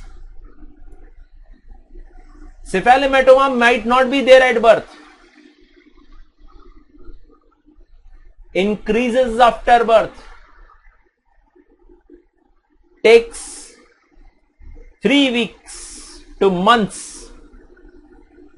for resolution. Yeah, cephalhematoma takes 3 weeks to months for resolution. Daljit Kaur, I will tell you rule of fifth for sure. It is there. It is going to be covered for sure. Yeah, caput and cephalhematoma understood. Caput is physiological, cephalhematoma is pathological. Maximum at birth, not at birth. Regresses after birth, increases after birth. Resolves in 1 to 2 days, takes 3 weeks to months. It is due to trauma, so traumatic delivery, like forceps, vacuum. You are covered instrumental delivery, you must be knowing this, that vacuum causes more fetal injuries than forceps, except intracranial hemorrhage, brachial plexus injury and facial nerve injury. Those are more with forceps. I repeat, vacuum causes more fetal injury than forceps, except intracranial hemorrhage, facial nerve injury and brachial plexus injury. These three are more with forceps than vacuum. Yeah, cephalhematoma would be more with vacuum.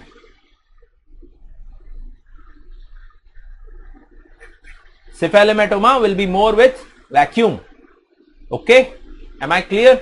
These are the swellings of fetal skull.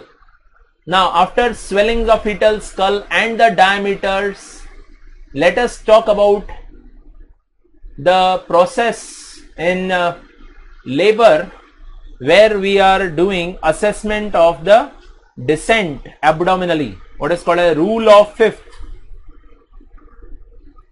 Rule of fifth. Imagine a ball of 10 centimeter. Imagine a ball of 10 centimeter and imagine a pathway of -5 to +5. I repeat, imagine a ball of 10 centimeter and imagine a pathway of 10 centimeter, -5 to +5. Daljit, listen carefully. When the ball, which is of 10 centimeter, is completely palpable abdominally, so I can say 5 by 5 palpable Yeah, 5 by 5 palpable. So has it gone inside the pelvis called true pelvis? No, it has not gone inside true pelvis. So when you do PV examination, you will find station at -5. Agreed? A ball of 10 centimeters. This is the head. You have just now covered the diameters of fetal skull.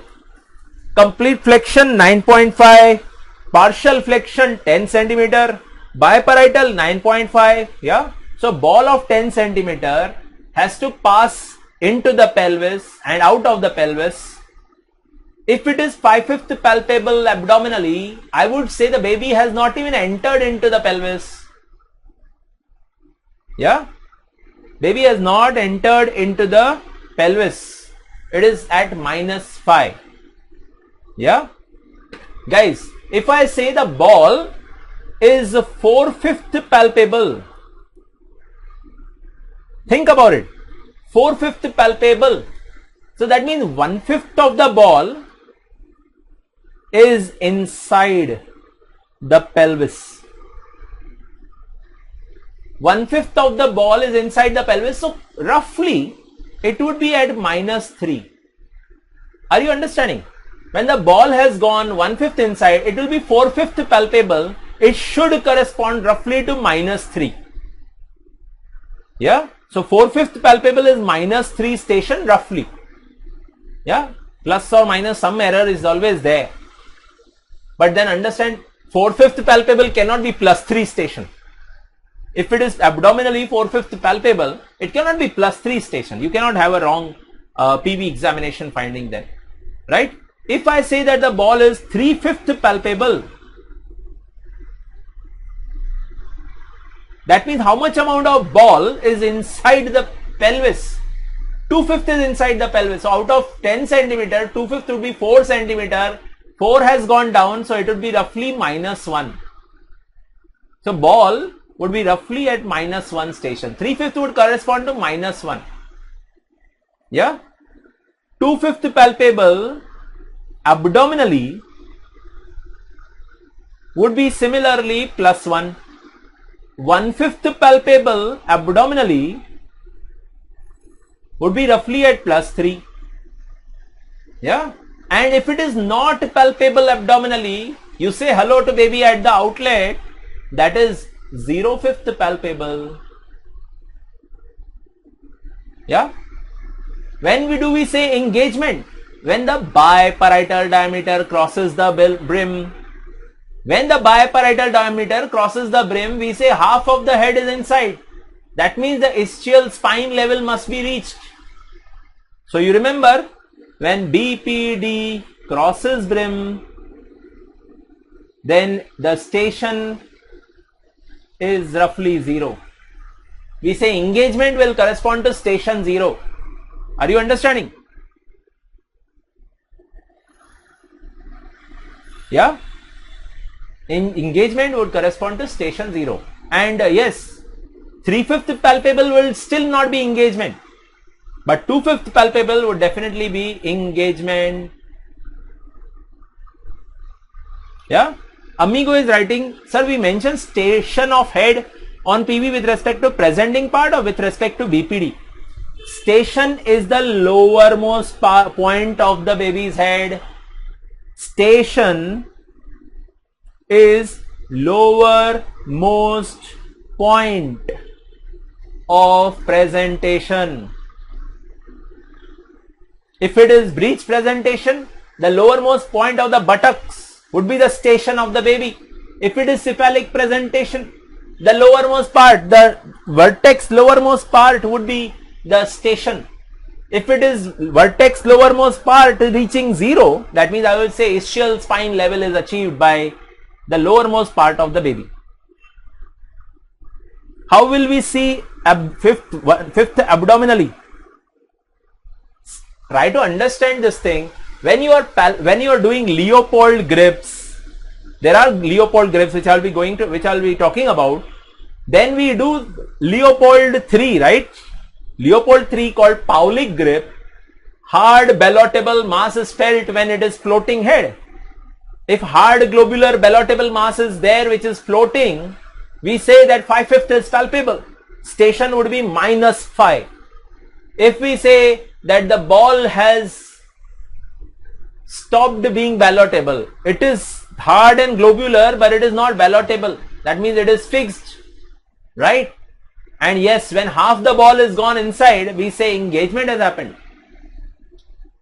Am I clear about this? Engagement is a definition where BPD crosses the pelvic rim. Station is the concept where lowermost part of the ball is reaching, let's say, ischial spine, so it is station 0. Let's say 1 centimeter below ischial spine, so station +1. How much palpable the ball is abdominally, the remaining part of the ball will be there in the pelvis, no? So it is 0/5 palpable. I would say that the baby is completely into the pelvis. The ball is completely into the pelvis. Yeah, it should roughly correspond to +5. Am I clear about this? I am not telling you this is the most accurate thing, but this is the clinical thing which we follow. When we don't want to do PV repeatedly, we do 5/5 palpability rule of 5th, in order to know how much descent has happened. Yeah, so you should all know what is 5th rule and how much ball has gone into the pelvis. Okay, guys, hopefully you understood this. Rajni Singh is asking, sir, subgaleal hemorrhage. Subgaleal hemorrhage, again, understand this thing, vacuum is more risky for baby. Vacuum is more risky for baby than forceps. Forceps will act as a cage. Unless you are not applying the forceps properly. If you are applying the forceps improperly, then there will be crushing injury. But then remember, vacuum is more risky for the baby, except brachial plexus injury, facial nerve injury and intracranial hemorrhage. Yeah.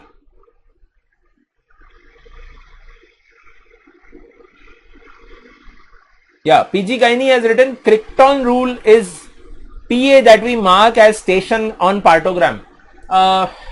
I would say that when we plot partogram, we do PV 4 hourly, and PV station finding is more reliable than abdominal station finding. Yeah, so on partogram it is always PV examination which is done 4 hourly. 4 hourly on paper. PG Gaini must be knowing this, na, that we do 4 hourly PV examination in labor, active labor, only on paper. Otherwise we do every 2 hourly, na? Yeah, some people do junior resident doing PV, senior resident doing JR1, JR2, JR, everyone does PV of the same patient. Yeah, weird things. So Amigo is asking, what is the distance between occiput and BPD in vertex presentation? When BPD is engaged, that means BPD is at station 0 or occiput at station 0. Amigo, you are getting confused now. Listen carefully. What did I say about station? Station is the lowermost point of presentation. It is neither occiput nor biparietal diameter. It is the lowermost point. I will show you it in this pelvis.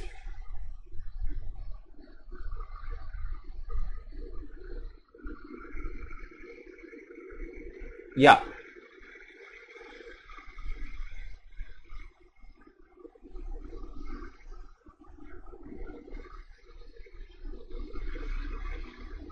Have a look at this, amigo. What is this point? This is the lowermost point of the fetus. Where is biparietal diameter? Somewhere here. Biparietal, parietal bones and parietal eminence would be above, na? I mean, understand that when the baby is upside down, the lowermost point of the baby, if it is at 0, then we say that the biparietal has crossed the pelvic brim. That means the biparietal diameter must be at -5. So the station of the baby is 0. Yeah. And when the station of the baby comes 1 centimeter down, it is called +1, then +2, then +3, then +4, then +5, and then delivery. Hai na? My dear friend, understand this thing, that the baby's head is just like a ball. The lowermost point is used for assessment of station. Yeah, the ball's lowermost point is for station. Where is the biparietal? Biparietal is way up. Yeah, got it very clear. Imagine a ball. This biparietal is way upward. When I say that the baby station is -5, biparietal would be in the abdomen. Yeah, when the baby station is 0, then biparietal crosses the brim. Remember, amigo, this line: when engagement occurs, then the station of the baby is 0. Okay, when engagement occurs, then the station of the baby is 0. Okay, station is the lowermost point of the pelvis, lowermost point of the baby with relation to ischial spine. Yeah, then I want you people to understand few factual things now about the baby's position and about the baby's situation in the uterus. So fetus in uterus, you should know something called a lie. Lie means relation of long axis of fetus. I repeat, lie means relation of long axis of fetus to uterus. 99% cases have longitudinal lie. 0.5% cases have transverse lie, and remaining 0.5% would have oblique lie, also called an unstable lie. Unstable lie. Lie is relation of long axis of fetus to uterus. Then there is presentation.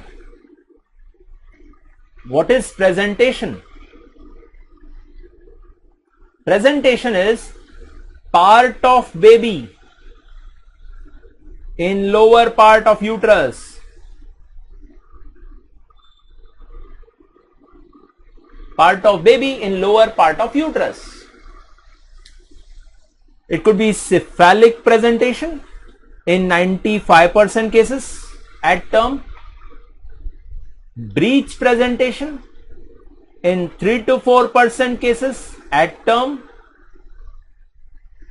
Yeah, cephalic 95, breech 3 to 4. Then shoulder presentation at term is roughly 0.5%. It is seen in transverse lie. Transverse lie has shoulder presentation. Sometimes hand prolapse is also there. Yeah, shoulder presentation. Then there is compound presentation. Very rare, where more than one part is felt. Yeah, compound presentation, very rare, more than one part is felt. Hand plus head is the most common compound presentation. Then there is cord presentation. We have already covered this in our sessions which we have attended earlier. Yeah, cord presentation, not in practical part, but our short-term course we have covered malpresentations. Cord presentation would be cord above internal os. Cord above internal os, cord presentation. Yeah, Sanaya is asking lowermost point in is vertex, in vertex. Sana, lowermost point in vertex, the lowermost part of the head, its relation with spine is considered as station. Na? If I say the baby's lowermost point of the vertex, vertex का सबसे नीचे वाला part, ischial spine के plane तक आ गया तो we say zero, station is 0. Yeah. Priyanka is asking, sir, if station 0 is engagement, then according to 5/5 rule, it should be 3/5 palpable, na? Sana, Priyanka, I told you, na, that if it is 3/5 palpable, that means only 2/5 has gone inside. That means station would be -1, na? Yeah, it will be still here somewhere. Biparietal will still be above -5. Yeah, so yes, if we say engagement has happened, then 2/5 is the right answer. Actually speaking, it is between 3/5 and 2/5 because it is station 0. But we take it as 2/5 because 3/5 is definitely not engagement. Yeah, it has to be 2/5 as engagement. Okay, got it? Very clear. यहां पे देखो बच्चों, ये है वो rule. अगर पूरा ball palpable है तो बेबी का टकला पेल्विक ब्रिम के अंदर नहीं गया है, पूरा बॉल पैल्पेबल है. तो ये -5 पे है बेबी का lower most point, right? If the baby's takla is completely inside, yeah, then we say that it is 0/5 palpable. And when we say engagement has happened, engagement is when 2/5 is palpable. Yeah, engagement is when 2/5 is palpable. Got it? Very clear. The biparietal diameter will cross the pelvic brim. Got it? Yeah. So my dear friends, remember, this is rule of fifth palpability, and yes, we are right now talking about the lie, the presentation. What about the presenting part, which I have already covered? Presenting parts would be vertex, which I already told you, face, brow. Yeah, these are the presenting part. In Williams, they have written sinciput as well. In Oxenford, they have not written sinciput. They have only written these three: vertex, face and brow. Remember, any non-vertex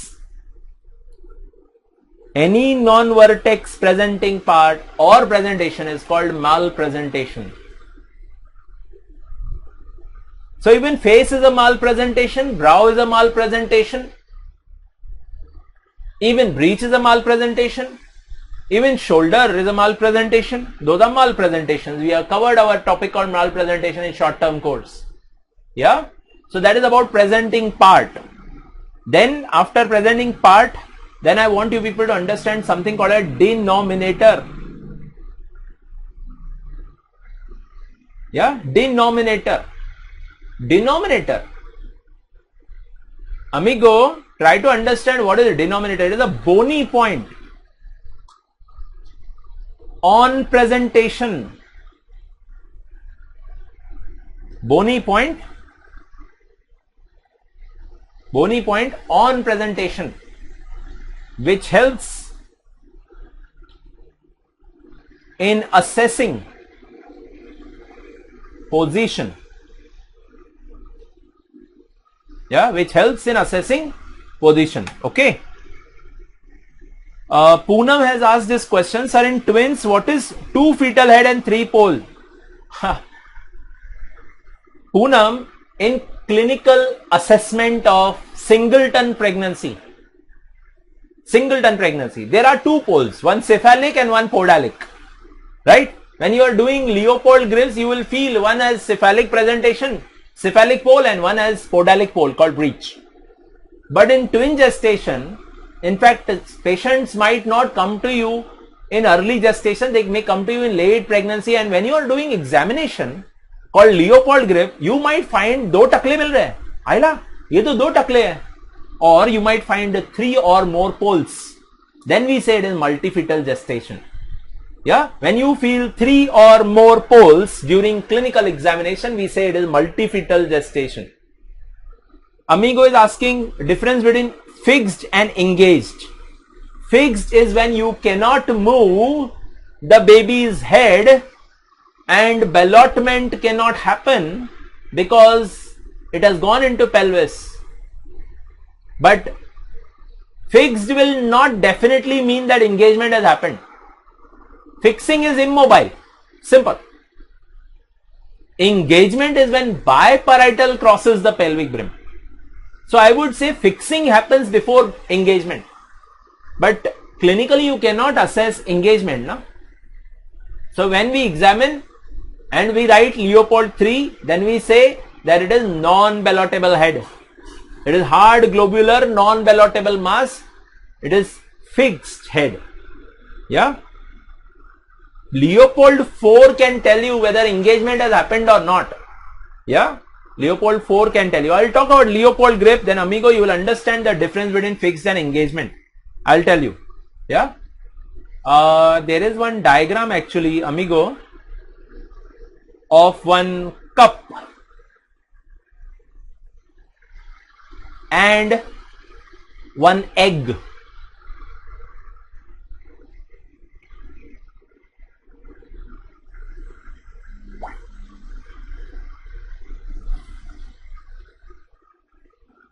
Let me see if you are able to understand.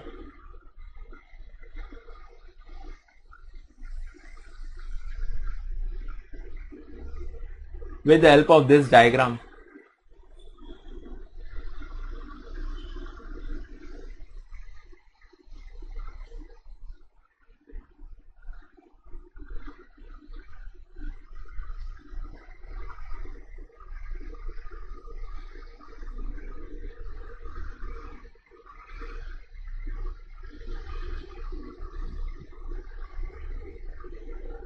That was too large for this pelvis.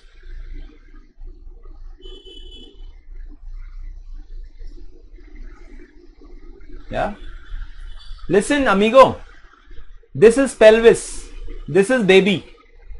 This is pelvis. This is baby. Yeah. This baby, when it goes inside, the part of the baby, when it enters into pelvis, it is quite possible that the baby's movements left and right would stop.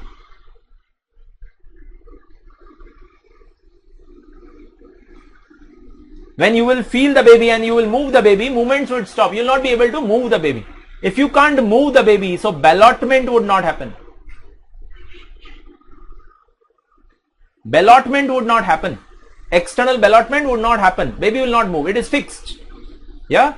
But when do we say that biparietal when do we say that engagement has happened? Engagement will happen only and only if the biparietal diameter of the baby enters into the pelvis. So engagement is a engagement is the definition when biparietal crosses the brim, and fixed head is the baby which doesn't move on Leopold number 3. Okay? Are you getting this? Chalo, theek hai. So let us talk about denominator. Let us talk about Leopold grip. That would throw more light on this concept. Okay? Chalo, denominator. Denominator is a bony point on presentation which helps in assessing position. So what is the denominator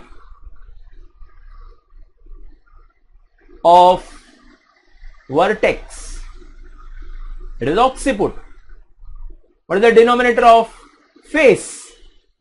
It is mentum. Chin. The denominator of breech is sacrum. Denominator of shoulder presentation, it is acromion. Denominator of shoulder is acromion. Yeah, these are the bony points which will help you in assessing the position of the baby. Yeah, bony points which would help in assessing the position of the baby. Let's say this is pelvis. This is pubic symphysis, this is sacrum. Yeah, Vishaka, I am not talking about internal ballotment which happens in second trimester. We don't talk about internal ballotment, we don't do it. I am talking about external ballotment. Okay, chalo. I am talking about position. When the baby is occiput, is at 12 o'clock position, we say it is occipito anterior position. So when you do PV examination, you will find baby's occiput at pubic symphysis. That is OA. 6 o'clock position would be called as OP. 3 o'clock position would be called as LOT. And 9 o'clock position would be called as ROT. I repeat, OA is 12 o'clock. OA is 12 o'clock. 3 o'clock would be LOT. Let me enlarge this. So you are standing on the pelvic end, the leg end of the patient, you are looking at the pelvis, and on PV examination you found out that the sagittal suture is transversely placed and occiput is at 3 o'clock position. That is called left occipito transverse. Occiput is at 12 o'clock position. It is occipito anterior position. Occiput is at 9 o'clock position. That is called as 9 o'clock position is right occipito transverse, and 6 o'clock position is occipito posterior, OP. So there are 4 positions which I have told you just now. There are 4 more positions which would be between these four.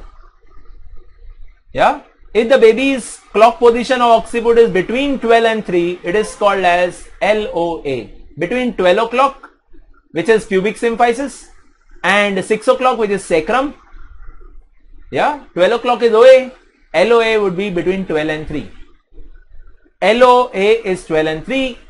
LOP is between 3 and 6. ROP is between 6 and 9. And ROA is between 9 and 3. Yeah, so there are 8 positions overall. And yes, the baby's most common position is LOT. Most common position is LOT, and the baby has to rotate by 90 degrees in order to come out as OA. I told you, na? The antero-posterior diameter of outlet is longer. So baby has to come out from OA position. So that internal rotation is 90 degrees from LOT position. So baby has to cover 2/8 of the circle in order to deliver out. Right? ROP is considered as most common malposition. When the baby's occiput is lying in the posterior quadrants, then we say the baby is in malposition. I always teach my resident doctors to mention the position of occiput when they are writing PV examination. That's a rule. Because they should know why the patient is not progressing in labor, whether the reason is ROP or not, because malpositions are common in labor. Yeah. So ROP is most common malposition.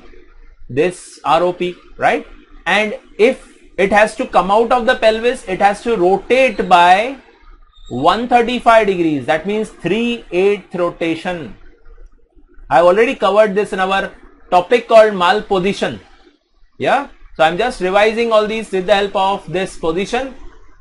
Yeah, ROP rotates by 3/8 of circle and it comes out from OA position. So 135 degree rotation would happen and then the baby would come out of the pelvis. Yeah. So thank you occiput. Because of you, we were able to know where the baby's position is.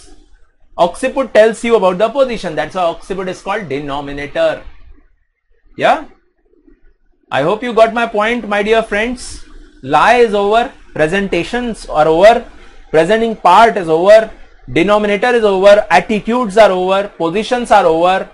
Now we'll talk about Leopold's grips, which we all do in antenatal OPD, which we all do in our labor ward, in our antenatal ward.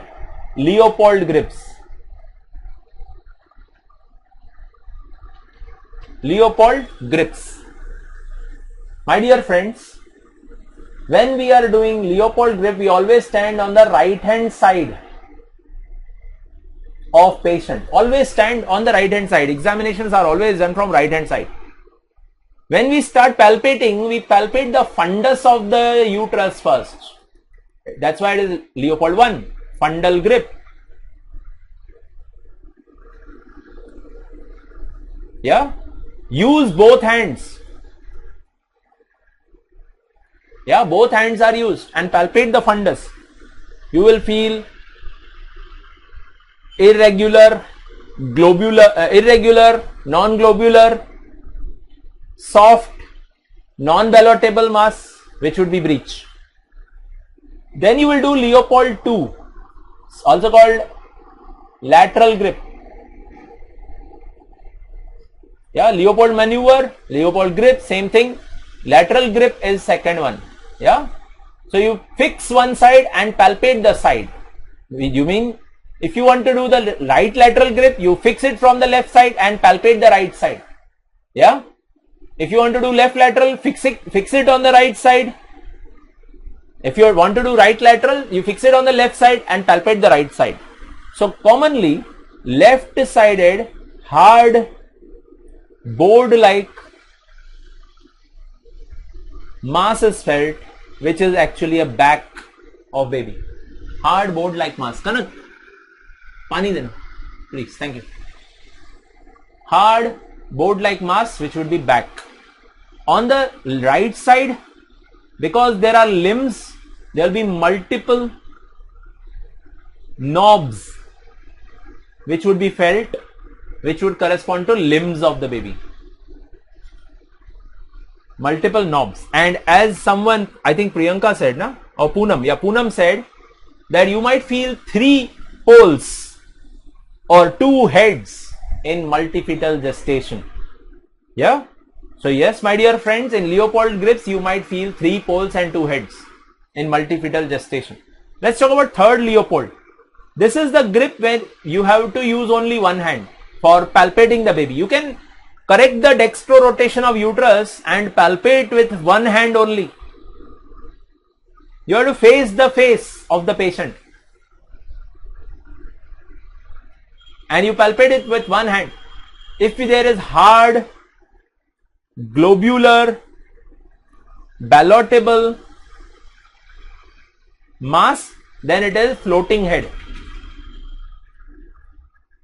Floating head. Hard, globular, ballotable mass.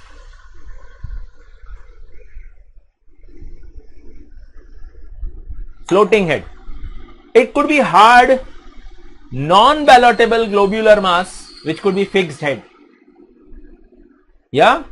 My dear friends, remember, the back of the baby will tell you where the occiput is. Occiput is the point on the baby's head, which is denominator of vertex, and occiput corresponds to the side of the back.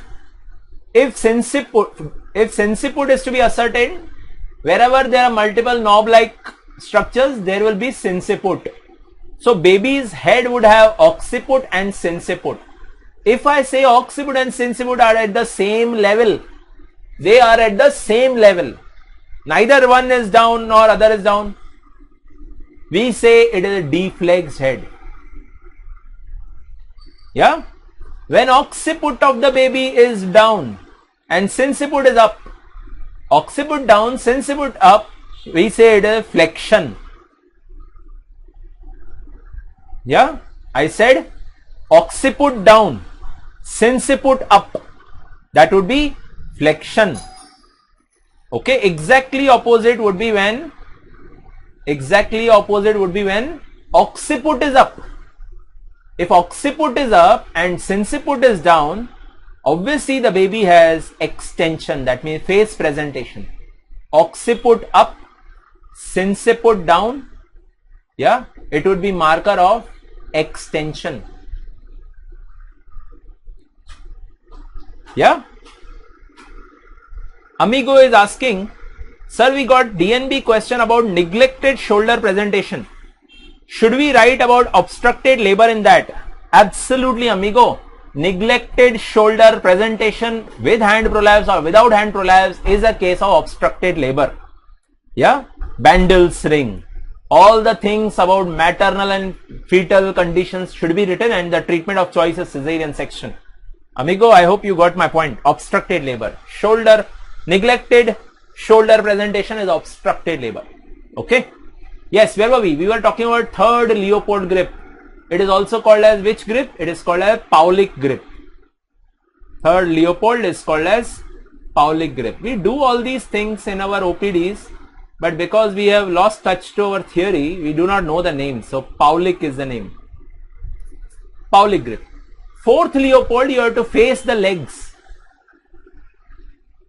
Legs of the patient. Yeah, face the legs of the patient, use both hands. Yeah, here also you can confirm the occiput and sinciput. Yeah, occiput and sinciput can be confirmed. Okay. Yeah, so you can confirm the occiput and sinciput here as well. And if your hands are converging,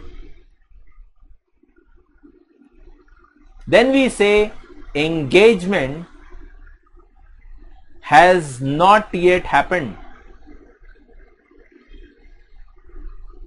Engagement has not yet happened. If the hands remain parallel, that means the ball, half the part of the ball has gone inside, then only your hands would remain parallel. Parallel hands, would mean engagement. This would help me in knowing engagement has happened or not. Amigo, I hope you understood this. Engagement can be determined with the help of fourth Leopold grip. Parallel hands would be the markers of engagement. You can very well do PV examination to see the station. Station should be 0 or below. Yeah? Am I clear about this? My dear friends, all these practical things are done in our OPD, in our labor wards, everywhere, right?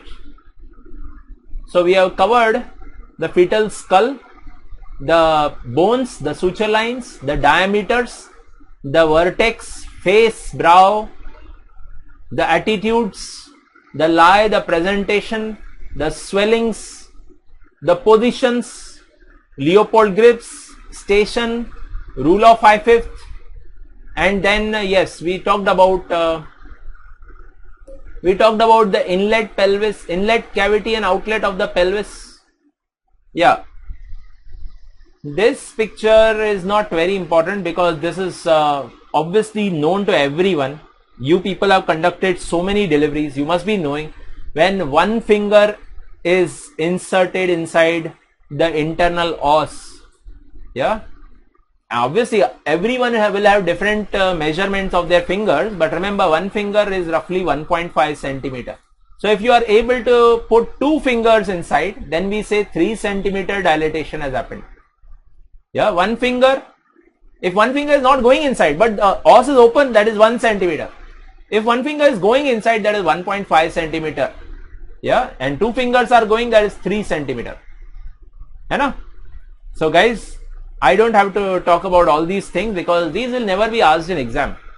Okay, what will be asked in exam would be the things which are related to labor process.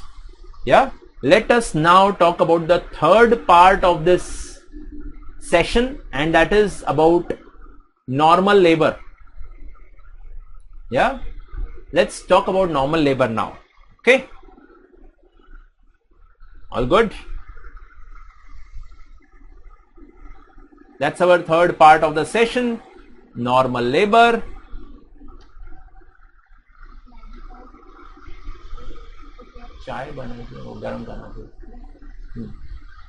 Normal labor. Here I would talk about first the cardinal movements. Then we will talk about the definition of true and false labor, how to identify labor. Then we will talk about the stages and their timings and their deadlines. Yeah, stages and timings. Then we will talk about when it is considered abnormal. Then we will talk about protracted labor and arrest of labor. Yeah, protracted labor and arrest of labor. Then we talk about pain management. Pain management.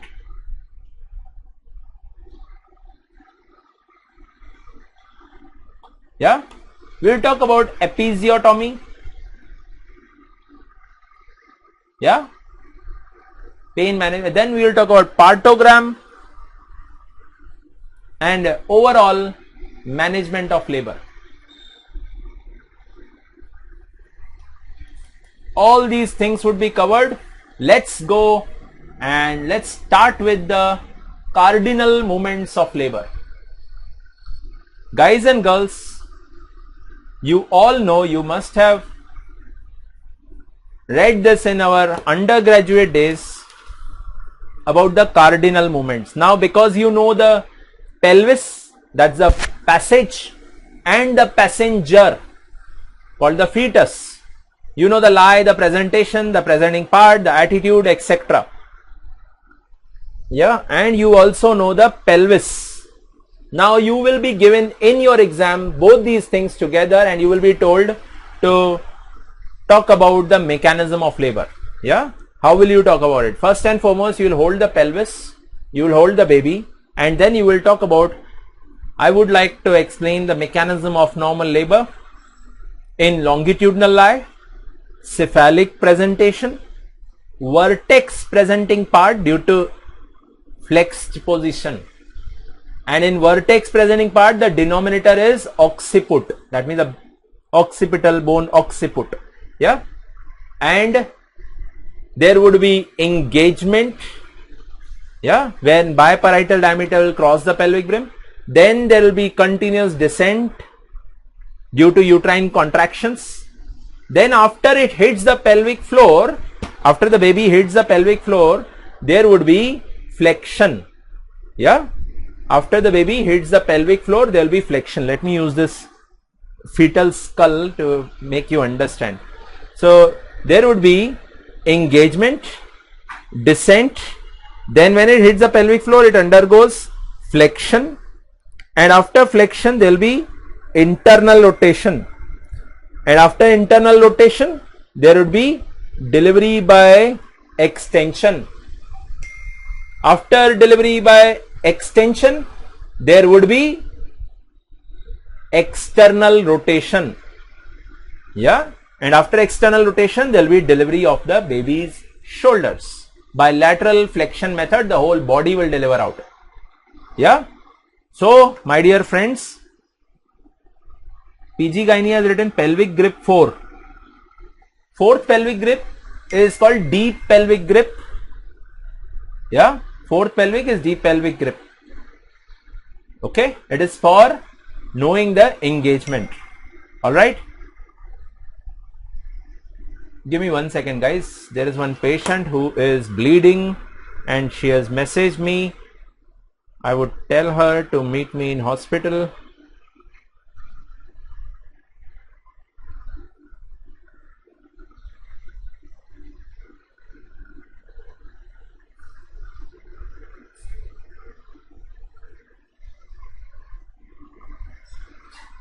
Please visit hospital as emergency case. I will meet you there.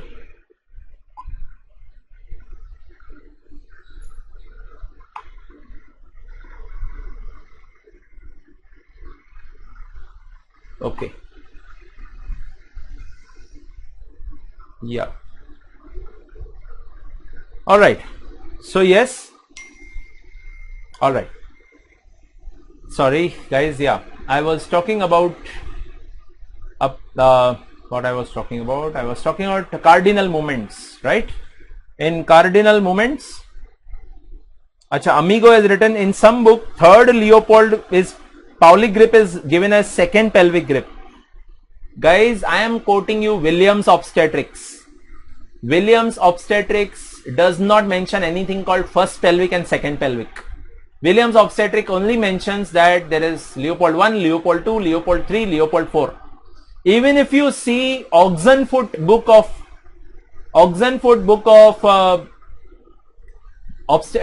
labor, there also you will see that they have written Leopold as Paulic grip, Leopold 3 as Paulic grip, and Leopold 4 as a deep pelvic grip.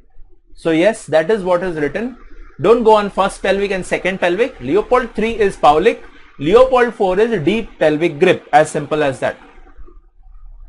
Yeah. Vishaka is writing, sir, what is internal ballotment? Internal ballotment is when the baby is very small, it is floating in the amniotic fluid in second trimester. When we do PV examination and push the baby through the obviously anterior fornix, then the baby hits the fundus and comes back and hits back to you, hits back your fingers. That is internal ballotment. Baba, ये सब करते ही नहीं हम लोग. Yeah, we don't play. Baby ball, come here, taka tak taka tak taka tak. We don't do that. Yeah, internal ballotment was a way of knowing pregnancy.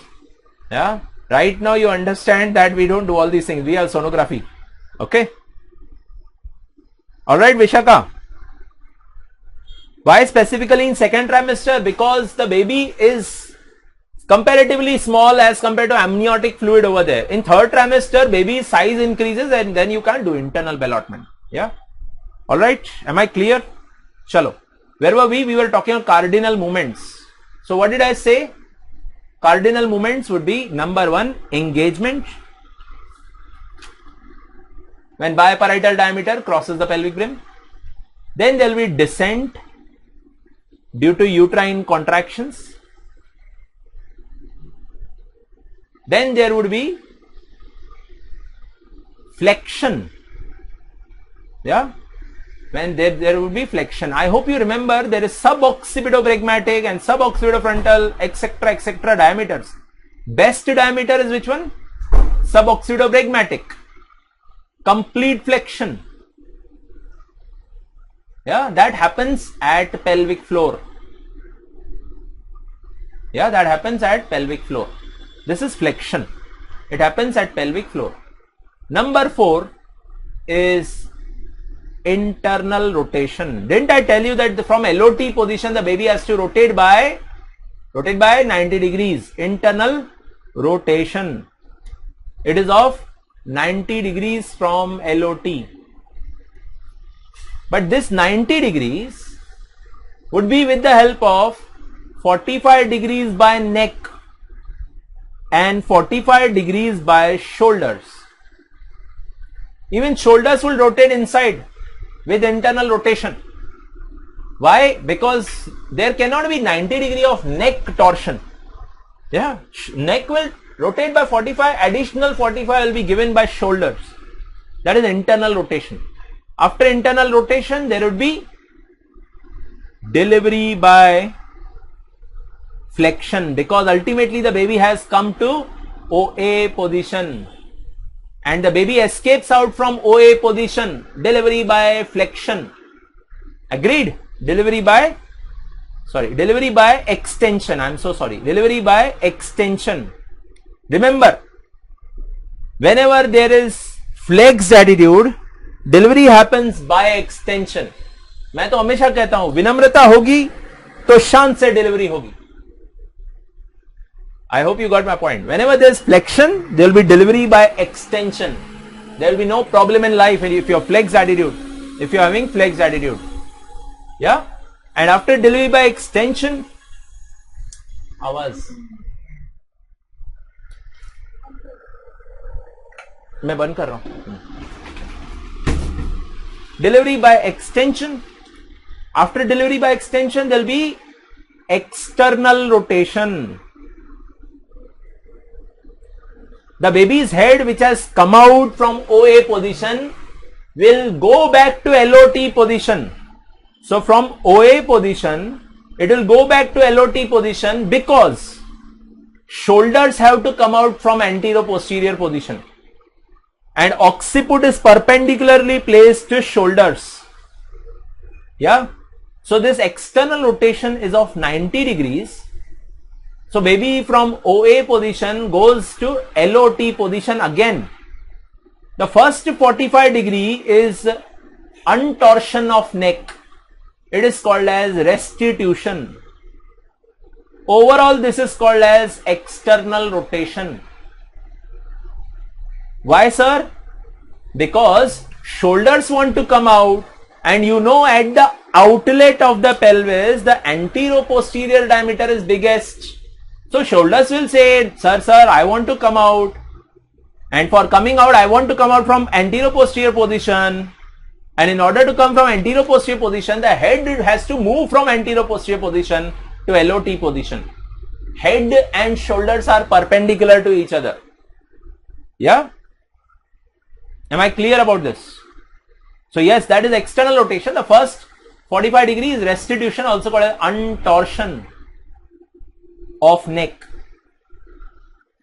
Okay. And then there will be delivery of shoulders. Finally, there will be delivery of body. Bilateral flexion. Yeah, guys, girls, external rotation is of 90 degrees. First 45 degree is called restitution, which is untorsion of neck. And then ultimately the baby will reach LOT because shoulders have to come out. Yeah. If I say this is occiput the shoulders are antero-posteriorly. Yeah, because occiput came out from OA position, it has to come to LOT position. Yeah, this is called external rotation. First 45 degree is restitution. The whole sequence is called as cardinal movement of labor. Yeah, whole sequence is called cardinal movement. So there will be engagement, descent. When it hits the pelvic floor, it will undergo flexion and then internal rotation. After internal rotation, there is delivery by extension.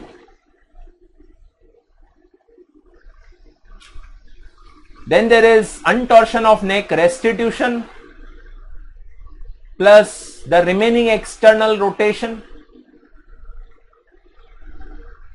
Yeah, 90 degrees of external rotation is there totally along with restitution, and then shoulders will deliver out, and then finally lateral flexion. Okay, so this is about cardinal movements of normal labor. Okay, Daljit is asking class will be till probably 8:45. Today I will take slightly longer time. So yes, I have to complete these things and it will take me 40 minutes, 45 minutes. Yeah, so I think 8:30. I think 8:30 would be fine. I would keep a buffer of 15 minutes, 8:45. Okay. You want break of 5 minutes? I can give you break of 5 minutes and then we will come back and talk about it. If you want break for 5 minutes, please let me know. Yeah. If 3 people tell me break for 5 minutes, I will take break for 5 minutes. Otherwise, we will continue. What do you say? We have completed cardinal movements. Shall I proceed? Tell me. Or else write no break so that I will understand. Okay. I'll for time being write down true labor, and false labor pains.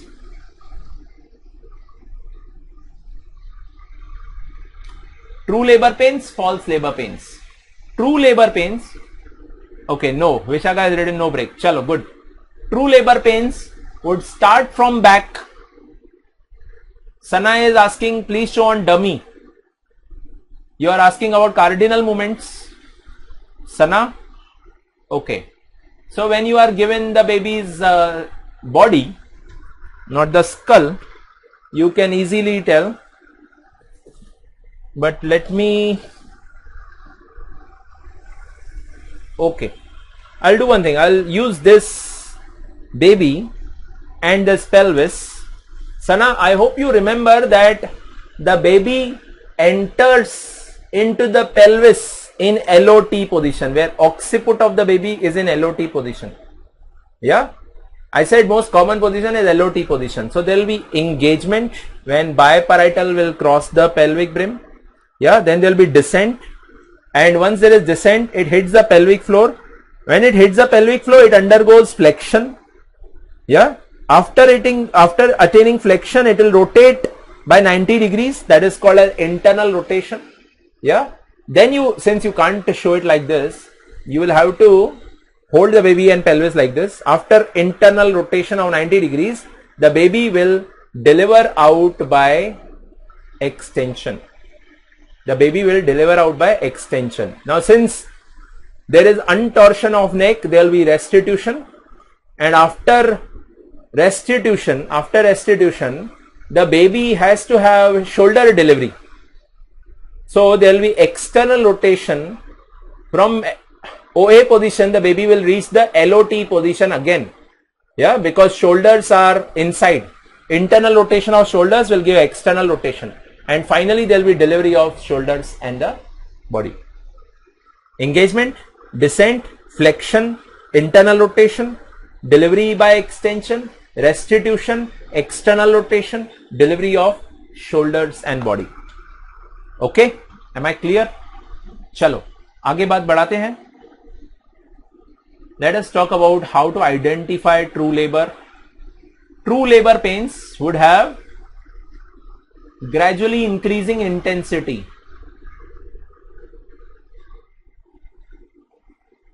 False labor pains would be irregular.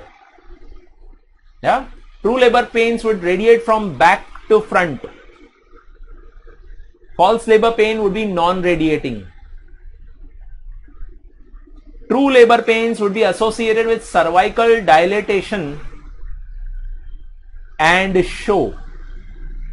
There will be no cervical dilatation and show.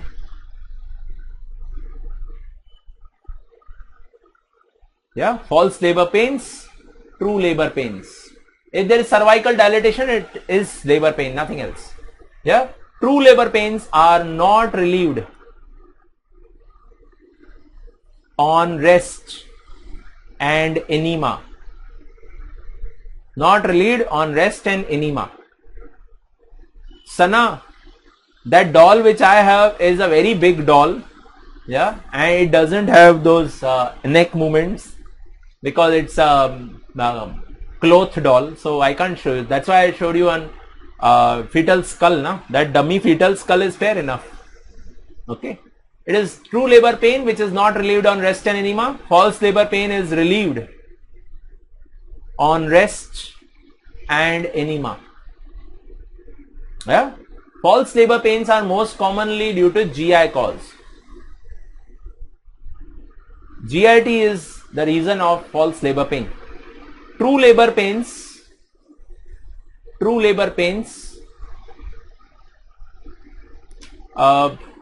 I told you increasing in intensity, back to front, cervical dilatation and show, not relieved on rest and enema. Yeah, here true labor pain is due to pain fibers from T10 to L1. Yeah, true labor pains are due to pain fibers from T10 to L1. OBGYN are asking which shoulder delivered first. OBGYN, tell me practically, you must have delivered so many babies. Which shoulder delivers first? Is there any anterior shoulder preponderance or a posterior shoulder? There is nothing called anterior shoulder, posterior shoulder predominance, but remember this thing, that if anterior shoulder delivers, it is by sliding method. If posterior shoulder delivers, it is by hinging method. Generally, anterior shoulder is the one which comes out first. Yeah. So my dear friends, it is not like that this anterior will always deliver first. It's never like this. Posterior may also come out first. Okay. Remember, in clinical practice you will see anterior coming out first more commonly. Okay. Alright. So true labor pains and false labor pains. You remember this figure T10 to L1 because our pain management would take care of this T10 to L1. Yeah. So yes, this is about the definition of true labor and false labor. Then I want you people to write down about stages of labor and timing. Stages and timings. Stage 1 is defined as true labor till 10 centimeter cervical dilatation. True labor to 10 centimeter cervical dilatation is stage 1 of labor, and this is subdivided into latent phase and active phase. Yeah, latent and active. Latent phase and active phase, as per American College of Obstetricians and Gynecologists, less than 6 centimeter would be latent, 6 or more would be active phase. Yeah, latent and active. As per WHO partogram, less than 4 centimeter is latent phase, 4 or more centimeter is active phase. Yeah, so 5, 4, 3, 2, 1 would be latent. As per WHO, 3, 2, 1 would be latent. Yeah, if you are plotting the partogram, please plot it from 4 centimeter. WHO says 4 is active. But ACOG, this is the latest. We are nowadays doing this in our hospitals and we follow that active is 6 or more, because with the help of this definition we have reduced the percentages of cesarean section. So you remember, this is nowadays followed, but WHO is still on this. WHO, even partograms are plotted still on 4 centimeter. Okay, latent and active. Now latent phase of labor in nulliparous patient and multiparous patient. Nulliparous, multiparous. Nulliparous patient, average time 12 hours, maximum time of multiparous, average time of multiparous is 8 hours. This is average time. Nothing to do with maximum time. 12 and 8 would be average times, right? And yes, maximum time would be 20 hours for nulliparous and 14 hours for multiparous. Maximum time. So what should be the definition of prolonged latent phase? Prolonged latent phase. The answer is more than maximum time. In nulliparous it is 20 hours. In multiparous it is 14 hours. What is the management of a patient who has gone in prolonged latent phase? Understand, the answer is bed rest plus sedation. She's tired of being in labor, so you sedate her. Yeah, give her pain relief. Most commonly used is pethidine-Phenargan combination. Na? You must have given pethidine-Phenargan to patients who are, especially primary patients, those who do not progress in latent phase properly. We give pethidine-Phenargan. Yeah, they will have good time. They will sleep. They will have good 8 hours sleep, and whenever they will wake up in active phase of labor. That would be great. Otherwise, you will get a call from antenatal staff nurse. Sir, this patient is shouting a lot. Please do PV. Please come and do PV. Yeah, they always do this. And when we do PV, array, it is still 2 centimeters, sister. Why are you calling us again and again? Then we say, sister, do one thing. I am writing in my notes, injection pethidine. Yeah, which is meperidine. है ना, 50 milligram, and injection Phenargan, which is promethazine, which is antihistaminic. So opioid is pethidine and Phenargan is promethazine,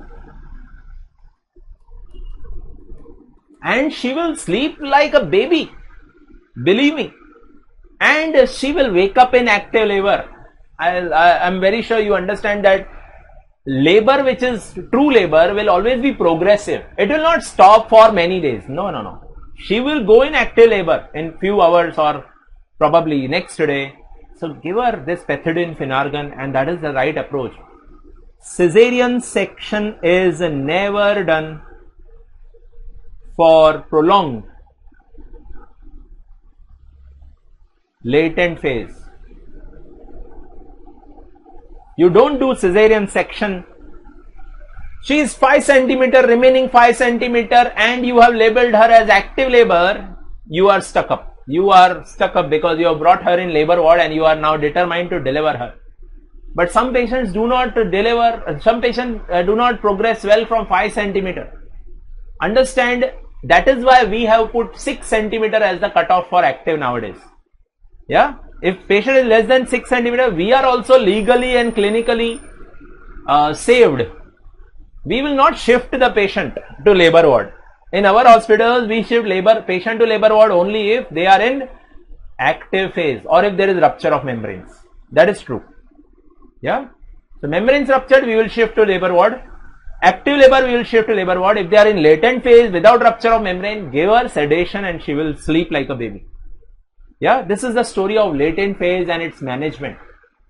Then let's talk about active phase. Active phase. Active phase, I will write cervical dilatation and then descent of baby. In nulliparous, and multiparous patient. Cervical dilatation speed is 1.2 centimeter per hour in nulliparous patient, and 1 centimeter per hour descent is there in nulliparous patient. Yeah, multiparous it is slightly more, 1.5 centimeter per hour and 2 centimeter per hour. 4 figures are there. But remember, in our clinical practice, if patient's dilatation and descent is 1 centimeter per hour, that is adequate. Yeah, 1 centimeter per hour is enough. It is adequate. It is fine. Ideally, these are the things. Yeah, 1 centimeter per hour, because our partograms are plotted and charted in the way that 1 centimeter per hour is considered as normal. Yeah, may she be primi, may she be multi. Our partograms do not differentiate between nulliparous and multiparous. Partogram is same for all. Yeah, 1 centimeter per hour is considered adequate progress. Okay. Now guys, a patient who has come to your clinic, she has a good progress of labor. She will progress at the rate of minimum 1 centimeter per hour. What is the average, what is the maximum time she will spend in active labor? Maximum time she should spend in active labor should be 12 hours for nulliparous and 10 hours for multiparous. This is the maximum time she should spend in active labor. Yeah, nulliparous 12 hours, multiparous 10 hours. Okay, we have partogram management. We will talk about those managements for sure, but right now you try to understand some factual things, and those factual things are, if the speed of progress is slower, then it is called a protracted disorder. Protracted disorder. Okay. Now protracted disorder would be slow speed, right? Protracted disorder would be slow speed. There is a problem here. That patient is not progressing well. Don't you think there is either a problem in power or passenger or plus passage? So protracted disorder, you should always rule out CPD. Always rule out CPD, cephalopelvic disproportion. Once you have ruled out CPD, then your only role as a doctor is to provide power. It is called as augmentation of labor.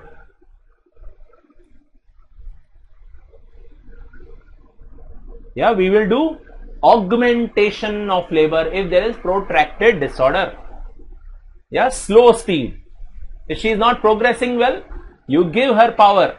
Augmentation of labor. First step we do is ARM, artificial rupture of membranes. Then we wait for 30 to 45 minutes. Generally we wait for a very small time, but then minimum you wait for 30 to 45 minutes. And yes, if power is still less, then you give oxytocin. Augmentation. Oxytocin augmentation. You have worked in labor wards, you know it very well that ampules of oxytocin, they should be always refrigerated. Oxytocin, 1 ampule contains 5 international unit oxytocin. Agreed? Right na? Thanda oxytocin nikalo, pitocin. And 1 pint RL, यानी कि 500 ml crystalloid. Yeah, Ringer lactate or sometimes normal saline. Yeah. So see the plan. I am taking ampule of oxytocin 5 international unit and putting in 500 ml crystalloid. This is done for oxytocin augmentation. If I have planned augmentation, then I am doing it. If power is less, then I am doing it. Yeah. How do I know power is less? The patient is not progressing well. Even after ruling out CPD, you know that power is less. Yeah. So I'll put oxytocin. 5 international unit is nothing but 5000 milli international unit. Agreed? And it is put in 500 ml of normal saline or ringer lactate. That means the concentration of oxytocin would be 10 milli international unit per ml. Yeah, this is the concentration. Agreed? 10 milli international unit per ml. Believe me, in order to start oxytocin action, you need minimum dose of 5 milli international unit per minute. This is the minimum dose. That means you are supposed to give half ml per minute as starting rate. You can increase it later on, but this is the starting rate, half ml per minute. Sir, half ml? How will we know half ml? Your hospitals have IV lines called macro drip set, which we commonly use. 1 ml from the macro drip set is 16 drops. That is why we always start at 8 drops per minute. At 8 drops. This is the starting rate. Then after half an hour or 40 minutes, we can make it 16 drops. Then 24. Then 32. Then 40. Maximum is 64 drops per minute. That means 4 ml per minute. Yeah, 4 ml per minute is the maximum drip. At this level, all the oxytocin receptors are utilized. You cannot give more augmentation from this level. Yeah, 64 is the limit. Yeah. So guys, this is what we do in labor ward, oxytocin augmentation of labor. This will give power and the patient will have adequate contractions. What do you mean by adequate contractions? 3 contractions, each lasting for 45 seconds.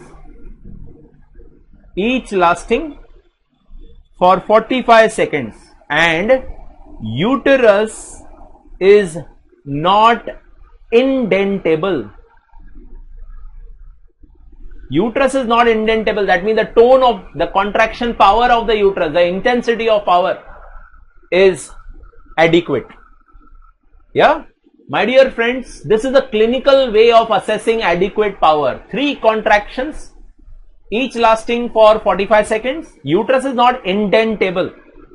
Yeah, that means the power is enough.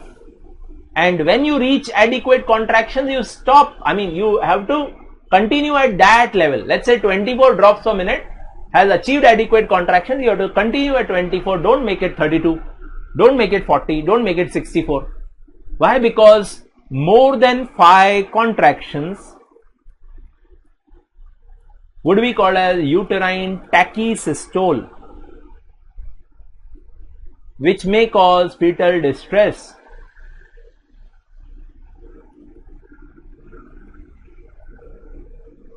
Yeah, which may cause fetal distress. Everyone, please understand this. You have worked in hospitals. You have always followed what your seniors said to you without even applying your logic, without even knowing what is going on, and you understood that yes, this is the correct way of doing things. Thankfully, this was the correct way. But now I am teaching you the basic logic behind starting at 8 drops per minute. I told you 1 ampule has 5 international unit. 5 international unit would be 5000 milli international unit. It would be dissolved in 500 ml of crystalloid. So the concentration which you have made is 5000 in 500. That means 10 milli international unit in each ml. And I'm now telling you that minimum dose needed to give uterine contractions is 5 milli international unit per minute. 5 milli international unit per minute. And I told you each ml has 10 milli international unit. So half ml would be the starting rate per minute. Half ml per minute would start the augmentation. Half ml would be nothing but 8 drops, because each ml is 16 drops in macro drip set. Macro drip, which you commonly use in your hospital. In ICU they may give you in micro drip. You know, micro drip is never used in labor ward. Micro वो dopamine, डोब्यूटामीन, सब norepinephrine वो micro drip से देते हैं. Their 64 drop of micro drip is equal to 1 ml. We in our labor wards have macro drip set, 16 drop 1 ml. Yeah, that is why starting rate is always 8 drop per minute. बोलते हैं ना आपके seniors, 8 पे चालू कर इसको, अच्छा इसका 16 कर दे, अच्छा इसका 24 कर दे. What are all these things? This is augmentation of labor. 164 is there. कभी तुमको ये नहीं बोला जाएगा इसका 100 ड्रॉप पर मिनट कर दे, नहीं बोला जाएगा. या when the patient is in labor 100 कभी नहीं बोला जाएगा आपको, because maximum is 64 drops per minute. अटक गया क्या?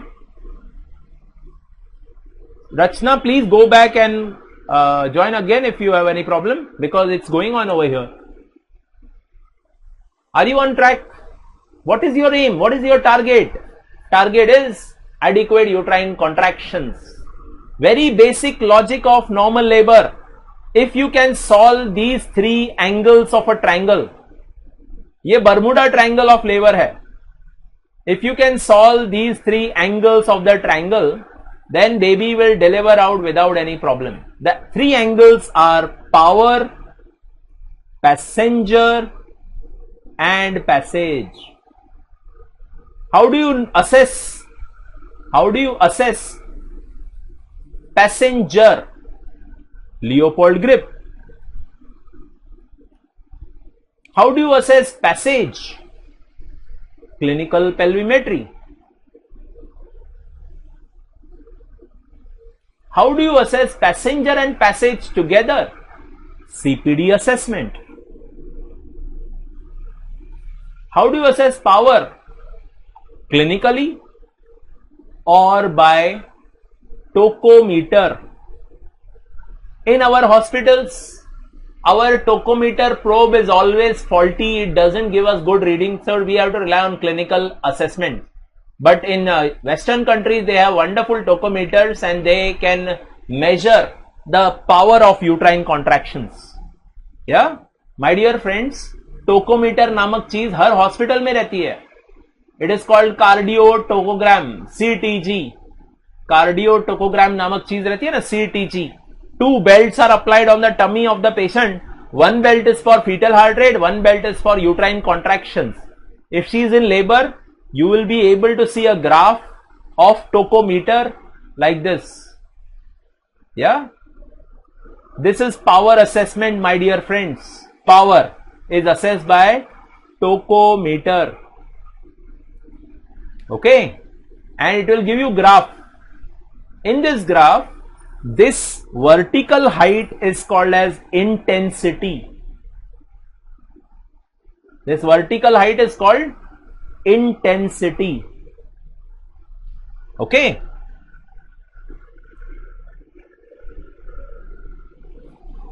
Okay. Vishaka is writing, sir, is this dose variable in multiparas and primi? No, Vishaka, it is same. Understand this thing, that we always give 5 international unit for even nulliparas, for multiparas, same dose. Yeah. Amigo is asking, what is low dose and high dose regime? Amigo, there are patients like previous LSCS and grand multipara patients, where 2.5 international unit is diluted in 500 ml. Yeah, In such patients, 2.5 is the dose given because she is previous LSCS and or she is grand multipara. There we use low dose oxytocin. Yeah. All right, amigo, I hope you understood. Previous LSCS and grand multipara, we use 2.5 instead of 5. Ambika is writing, so maximum duration of first stage of labor in nulliparous is 32 hours. The answer is no. Understand this thing that latent phase management is totally different than active phase management. That is why you cannot put as 32. What if latent phase was 40 hours? Yeah, latent phase was 40 hours. You are not going to intervene. Nah, not at all. Latent phase में cesarean नहीं करते. Yeah. Ambika, I hope you are understanding the latent phase management is doing nothing. Bed rest and sedation. Active phase management is what I am going to teach you now. Yeah, got it? Ambika is writing, sir, if they ask source from where you are quoting the timing. Hi Ram, सारे standard text book में लिखा हुआ है. आपको Williams चाहिए, Williams खोल के देखो. विलियम्स ने एक टेबल भी दी है. The chapter is I think the chapter is abnormal labour. या एबनॉर्मल लेबर में लिखा हुआ है डिस्टोशिया के नीचे. या सो यस, टाइमिंग्स तो है ना, क्यों नहीं है. 20 लिखा हुआ है वहां पे, 14 लिखा हुआ है. या सब ये टाइमिंग वहीं के ही है. Sana is asking why can't we start 16 drops. Sana remember, पहले हम लोग छोटे से स्टार्ट करेंगे कि ज्यादा से स्टार्ट करेंगे. Oxytocin if it is given in higher dose, I mean to say let's say 64 directly, understand that there may be something called uterine tachysystole which I told you. I don't want the baby to suddenly have 5 contractions, 6 contractions. I mean, the uterus to have suddenly 6 contractions and baby dying because of that. So we have to titrate and write. Okay, Sana is writing what are Montevideo units. Sana, get ready. This topic which I am talking about right now is about Montevideo unit. PG gynae लिख रहा है 2.5 prepare कैसे करना. PG gynae एक syringe उठाओ, oxytocin का ampoule जो है उसमें 1 ml is equal to 5 international unit होता है, उसका हाफ ml ले लो. सिंपल. एक 2 cc की सिरिंज उठाओ, हाफ cc ऑक्सीटोसिन एम्प्यूल से उठाओ because half cc will have 2.5 international unit and डाल दो. Yeah amigo, that high dose is regularly use, that is called as regular dose. Yeah it is not called high dose, it is called regular dose, 5 international unit. Okay, अभी किसी ने आपको, आपके senior ने advice किया इसका oxytocin लगाओ, augment करो, तो क्या आप 2.5 उठाने वाले हो? आप तो रेगुलर डोज उठाने वाले हो ना, 5 इंटरनेशनल यूनिट. हाँ, किसी ने कहा अरे ये प्रीवियस LSCS है उसका लो डोज वाला लगा, तो 2.5 लगाओगे. Okay, I hope you got my point. चलो, सना का क्वेश्चन यहीं पे ही है. सना थोड़ा कॉन्सेंट्रेट करो, पता चलेगा. Intensity is what you are seeing as the amplitude of these graphs. Yeah this is intensity. It is measured in millimetres of mercury. This is intensity, millimetres of mercury. First stage of labour generally has 40 to 50 millimeters of mercury. Second stage of labor has 100 millimeters of mercury. The range is 80 to 100. Better answer is 100. Even after baby is delivered out, then third stage of labor, which is actually placental delivery, will also have 100 millimeters of mercury. याद रखना. Intensity. Yeah, intensity is measured in millimeters of mercury. Then आता है frequency. Frequency is counted per 10 minutes. 3 is adequate, more than 5 is bad, which is called uterine tachysystole.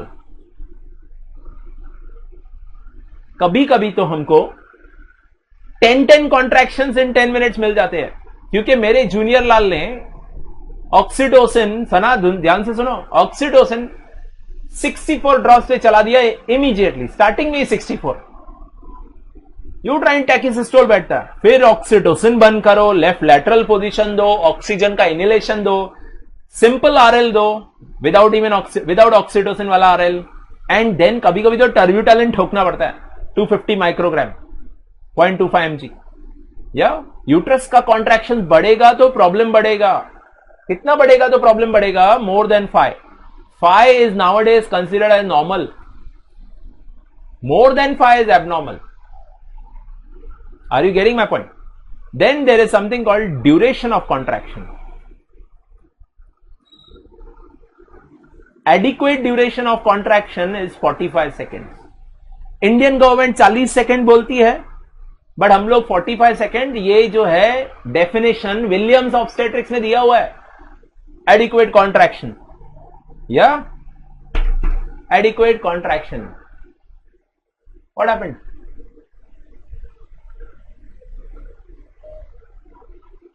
Give me 1 second, my daughter is talking to me. बोलना, खोल, ये खोल. क्या चाहिए मेरी गुड़िया को? लेक पे चलना है अभी? मेरा लेक्चर हो जाए फिर चलते. कभी चलना है? अभी. अच्छा, तू अभी ये डॉल से खेल, मैं फिर बाद में बुलाता हूं, ठीक है? चालू है, चालू है. Okay, bye.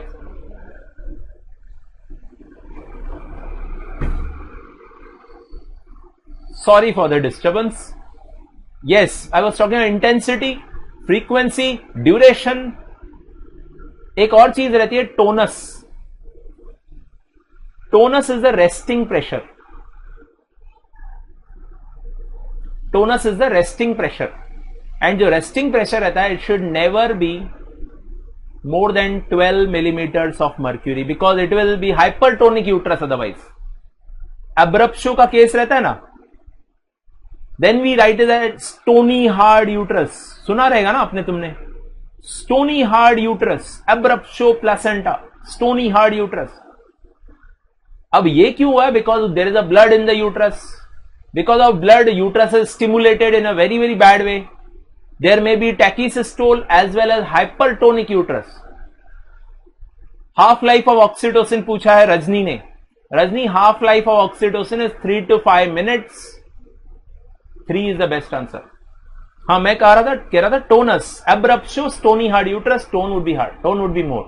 It would be bad for the baby. It will cause fetal distress. You know, abruptio causes fetal distress. Now comes the addition point. Now comes assessment point. If I add intensity and frequency together, it is called Montevideo unit. Montevideo unit. Montevideo unit is sum of all intensities in 10 minutes. Sum of all intensities in 10 minutes would be Montevideo unit. Let's say this graph has 80 millimeters of mercury. 80. So Montevideo unit would come out as 240 mu. Yeah, 240 mu. My dear friends, in order to deliver the baby, adequate contractions are needed.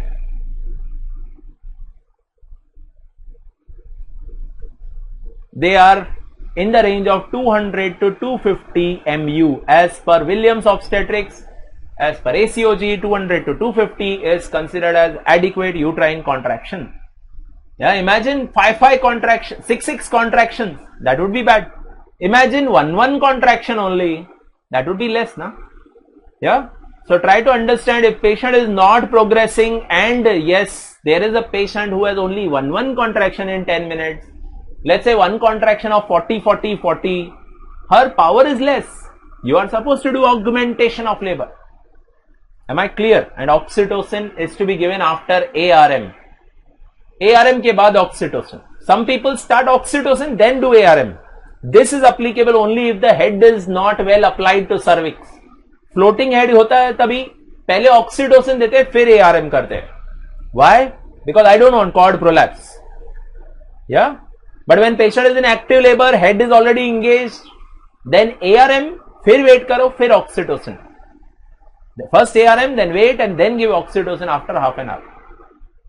Okay, am I clear about this? My dear friends, I have told you the most important part of labor, and that is power, passenger and passage. Yeah, I have told you about first stage of labor. If first stage of labor is showing slow progress, you are supposed to do augmentation of labor. There is a disorder called an arrest disorder. Arrest disorder would mean no progress even after 4 hours of uterine contractions.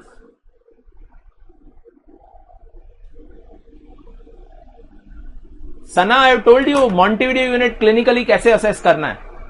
जब भी patient का contraction शुरू हो Sana, always put your hand on the tummy of the patient and see the watch and measure the seconds. You will see that the contractions are lasting for, let's say, 20 seconds, 10 seconds. That would not be adequate. Adequate duration of contraction should be 45 seconds. And wait for the contractions for 10 minutes. 10 minutes तक कितने contractions आ रहे हैं? See, adequate का definition होगा 3 or more. Sana 3 contractions 45 seconds के लिए. And whenever the contractions are coming, try to poke your finger in the abdomen. If uterus is not indentable, that means उसका uterine contractions अच्छा है. This is clinical way of assessing things. Yeah, my dear friend, understand clinically we assess by indenting our finger into the abdomen when uterus is contracting. Patient आपको शायद थप्पड़ मार दे कि doctor पहले ही pen पड़ रहा है और आप मुझे पोक पोक कर रहे हो.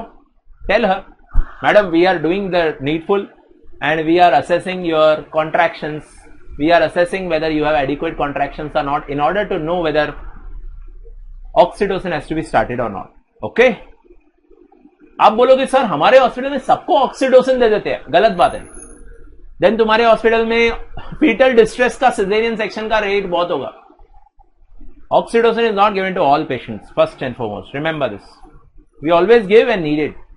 Arrest disorder is defined as no progress even after 4 hours of uterine contractions, or no progress with 6 hours of no uterine contractions. Yeah? Sana is asking pressure measurement. Pressure measurement is the tokometer. बताया जो सना, tokometer. Millimeters of mercury उधर बन के आता है, graph बन के आता है. Tokometer can assess it. आपके हॉस्पिटल में है 2 बेल्ट्स होगी, एक कार्डियो एक टोको. Yeah? Arrest disorder is no progress plus 6 hours of no or inadequate uterine contractions. Yeah? I hope you got my point. This is arrest disorder. You have to intervene, and the answer is cesarean section. Yeah?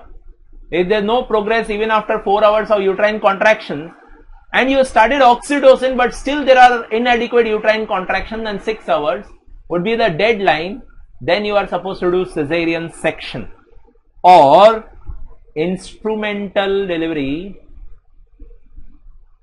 I'll put a star on it because instrumental deliveries will have their own requirements, which we have already covered. Madam has already covered in our first session. Yeah, I hope you got my point. Arrest disorder. जब हम partogram देखेंगे, then we will also understand what is arrest disorder. Now I am talking about second stage of labor. Second stage of labor. Second stage of labor is delivery of baby after full cervical dilatation. PG gynae, arrest of dilatation and descent, वो separate जो definitions थे वो चले गए हैं. Yeah. Now the new definitions are what I have. Now the new definitions will be 4 hours and 6 hours. Yeah. वो सब चला गया. Descent, dilatation अलग अलग. That is gone. That is outdated now. या जो मैं बता रहा हूं वो international consensus of 2016 I guess या 2014 या 16 में चेंज हो चुका है.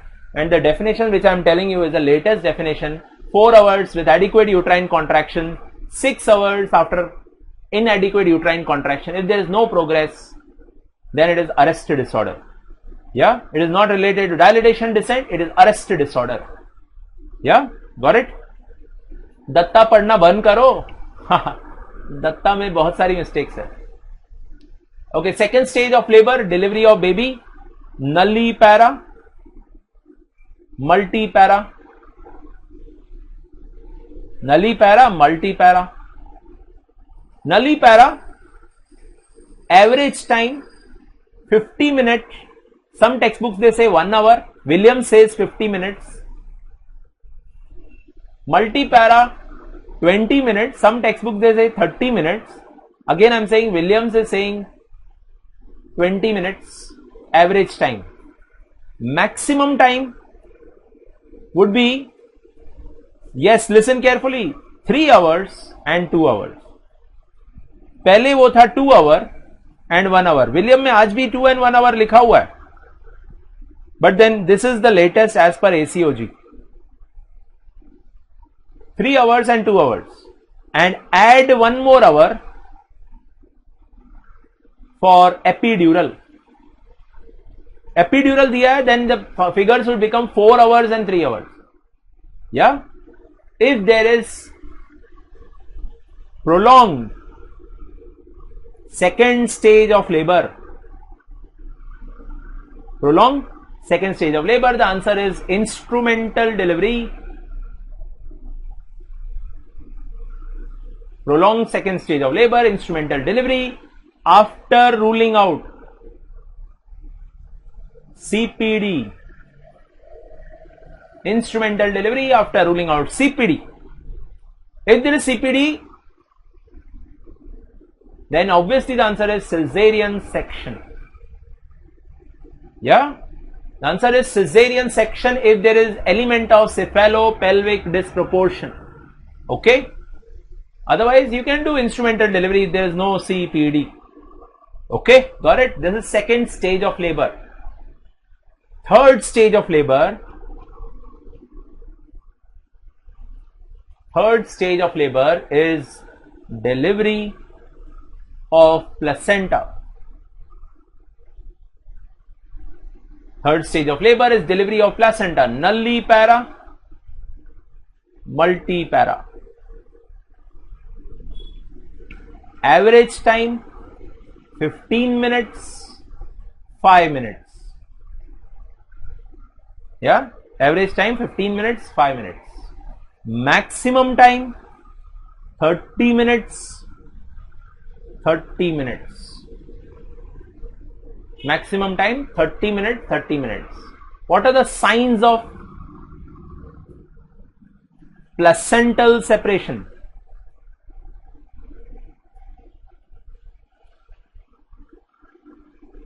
Signs of placental separation. A, sudden gush of blood.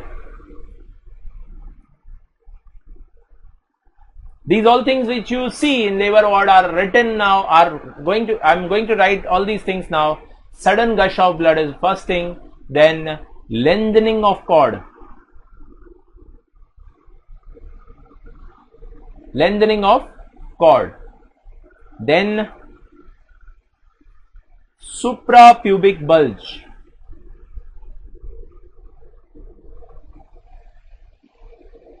Obviously, the placenta is separated out. There will be suprapubic bulge. Fundal height increases. Fundal height increases. Then uterus will turn firm. It was soft and now it has become firm. And finally, placenta is seen in vagina with contracted uterus. Placenta is seen in vagina with contracted uterus.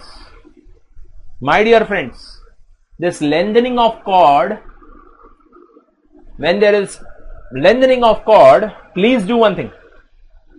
Whenever there is lengthening of cord, try to push the uterus up. Yeah, with the help of your non-dominant hand, left hand, try to push the uterus up through the abdominal wall. You push the uterus upward. If the cord retracts back into the vagina, then the placenta is not separated out. If it doesn't retract back into vagina, then we can say that yes, placenta is separated out. This is called Kussner sign.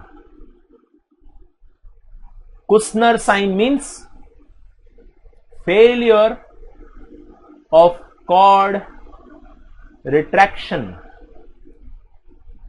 on pushing uterus upwards.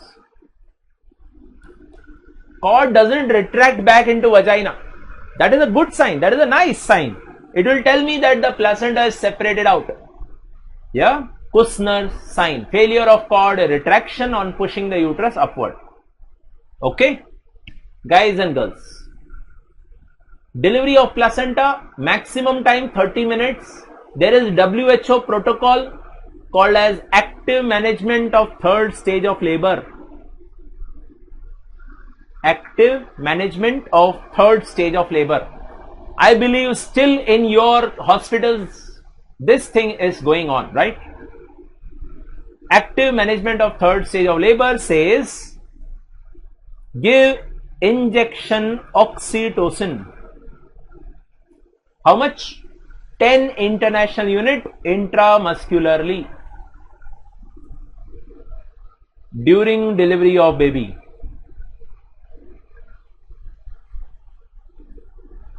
Yeah, if the baby is already delivered out and you have missed giving oxytocin, you can give it now. Ideally, it should be given during delivery of baby. Yeah, injection oxytocin 10 international unit IM. Then number 2, delayed cord clamping. Yeah, injection oxytocin 10 international unit IM. Then delayed cord clamping, which means you are going to wait for 1 to 3 minutes. That would provide more blood to the baby. WHO recommends delayed cord clamping even in HIV positive patients. Yeah, delayed cord clamping will give more blood to the baby. It will prevent neonatal anemia.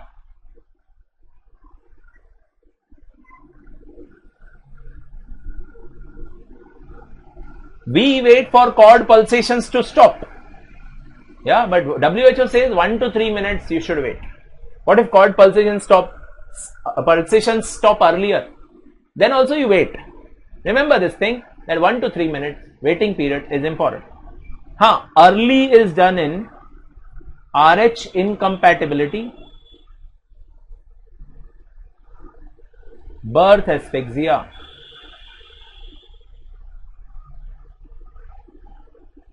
RH incompatibility, birth asphyxia, we are doing early cord clamping. Early is not a part of active management of third stage of labor. Delayed is a part of active management of third stage of labor. Yeah. Third is controlled cord traction, which you all do in your hospitals. Controlled cord traction. What is controlled cord traction? You use both hands. One will pull the cord, one will push the uterus. Controlled cord traction is by a modified Brandt-Andrews method. Modified Brandt-Andrews method of controlled cord traction. Pull the cord, push the uterus. Pull the cord, push the uterus. This prevents inversion of uterus. Whenever there is uterus which is inverted out, it will cause sudden shock.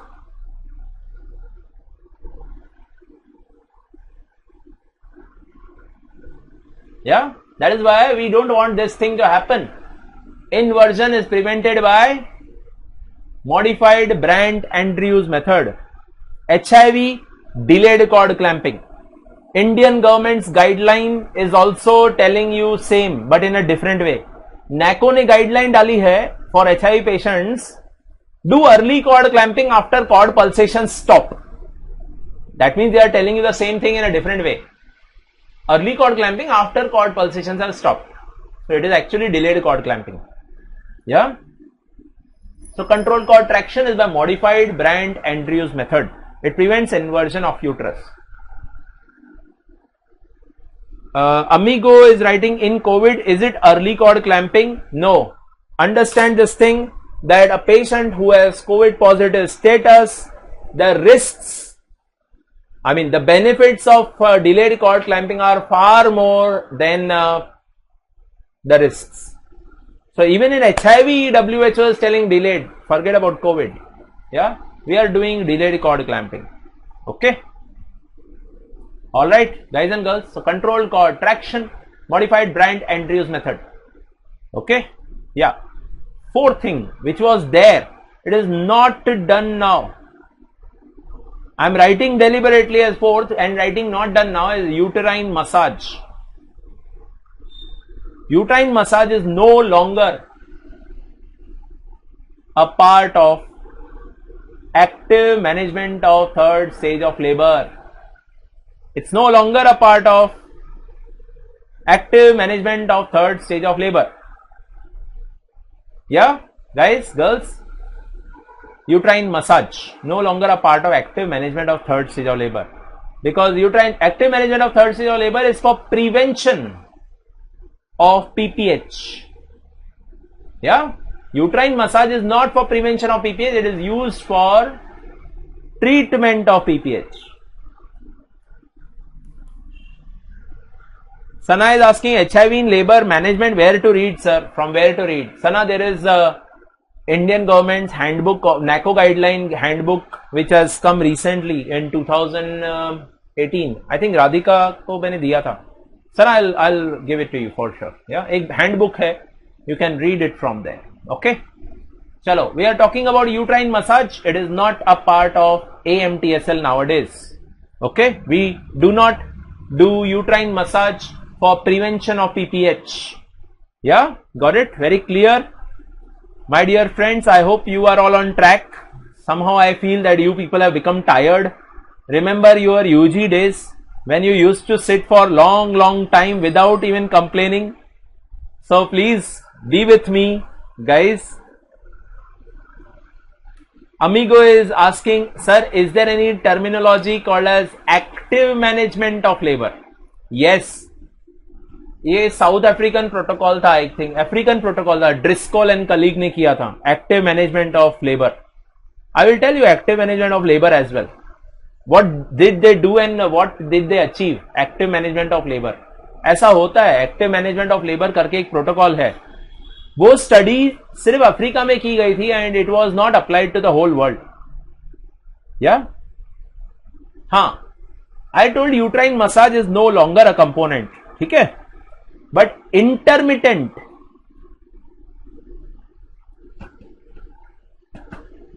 palpation to check the tone of uterus is compulsory. You do not want to miss atonic PPH, so intermittent palpation to check the tone of uterus is compulsory.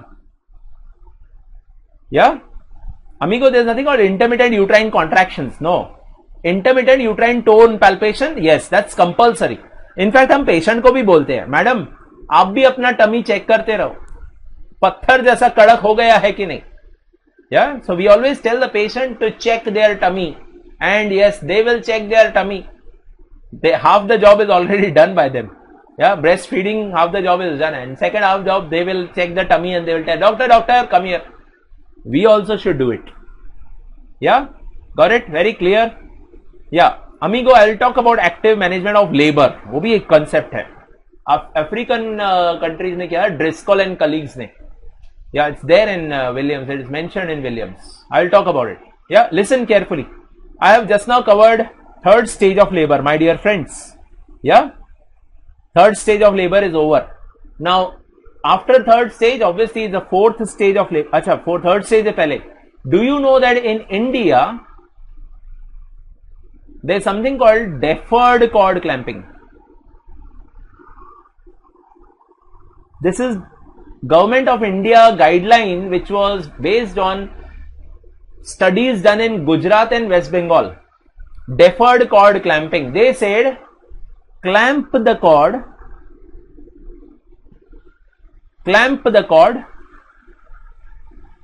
only after, listen carefully, clamp the cord only after delivery of placenta. तब तक clamp ही नहीं करो. Don't clamp the cord till the time. Clamp the cord only after delivery of placenta. And deferred cord clamping guideline में they also said injection oxytocin only if necessary. इस पे पूरी दुनिया ने इंडिया की बैंड बजा दी. The whole world was against this line by Indian government, and believe me, Indian government made a guideline to all the government colleges and primary health centers to follow this. They said injection oxytocin only if necessary, and the whole world was against this, is against this. Even WHO doesn't recommend this thing. आजकल WHO क्या recommend करता है किसको पता? Sana AMTSL is only 3 component now. 4th is what I wrote. Amigo also told, na, intermittent palpation. No uterine massage. Regarding deferred cord clamping, injection oxytocin only if necessary is written in the guideline, which is very controversial thing. Every country is against this, and yes, that is what is Indian government's guideline. Okay.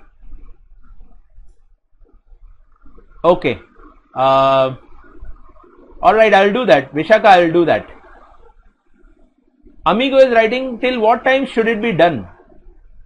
Amigo, understand this thing, that the patient who is in labor ward is, after delivery of placenta, is monitored very vigorously for 1 hour to 2 hours.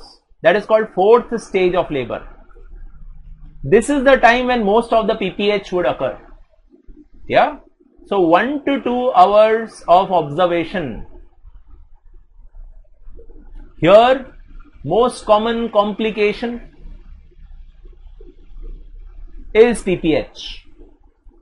And then that is what I told you. The intermittent palpation of uterine musculature is important, because this is that stage when PPH is there, and yes, you should protect the patient from dying due to PPH. Okay. Yes, so 1 to 2 hours, amigo, that's your question's answer. Okay. So this is about 4th stage of labor, and we have covered stages of labor and timings of labor, and we have also covered, after stages and timing, some managements related to abnormalities of the labor progress. Okay. So what all things we have covered? We have talked about cardinal movements. Okay. We have talked about true and false labor, stages and timings covered. When it is considered abnormal, I have told you that protracted disorder and arrest disorder, pain management, episiotomy, partogram is to be done. Yes, let's talk about pain management. I know I am taking longer time, but please be with me, guys. This topic is such a huge topic, so I can't help it. I have to go accordingly. So pain management. First thing first, I said T10 to L1 are the level for pain called labor pains in first stage of labor. Then gradually and slowly, when second stage of labor starts, then it becomes S2, S3, S4. So when patient is in first stage of labor,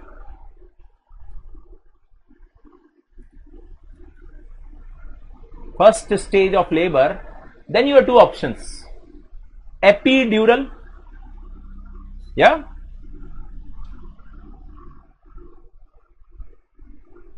amigo, I will do that. Not today, but after the end of our series, I will definitely do that. Yeah, first stage you have option called epidural. May it be latent phase, may it be active phase, epidural can be given. How much epidural is given? What is the drug? Drug used most commonly is bupivacaine. Bupivacaine, right? 0.0625 to 0.125. 0.0625 to 0.125 is the concentration of bupivacaine. Yeah, 10 to 15 ml is used for epidural. Yeah, if you go higher than this, then it will not give analgesia, it may give anesthesia. Yeah, and unnecessarily motor block will happen, which we do not want. Okay, so guys, bupivacaine dose is very small. 10 to 15 ml is the amount. You may add fentanyl. Yeah, you may add fentanyl. Okay, 1 to 2 microgram per ml.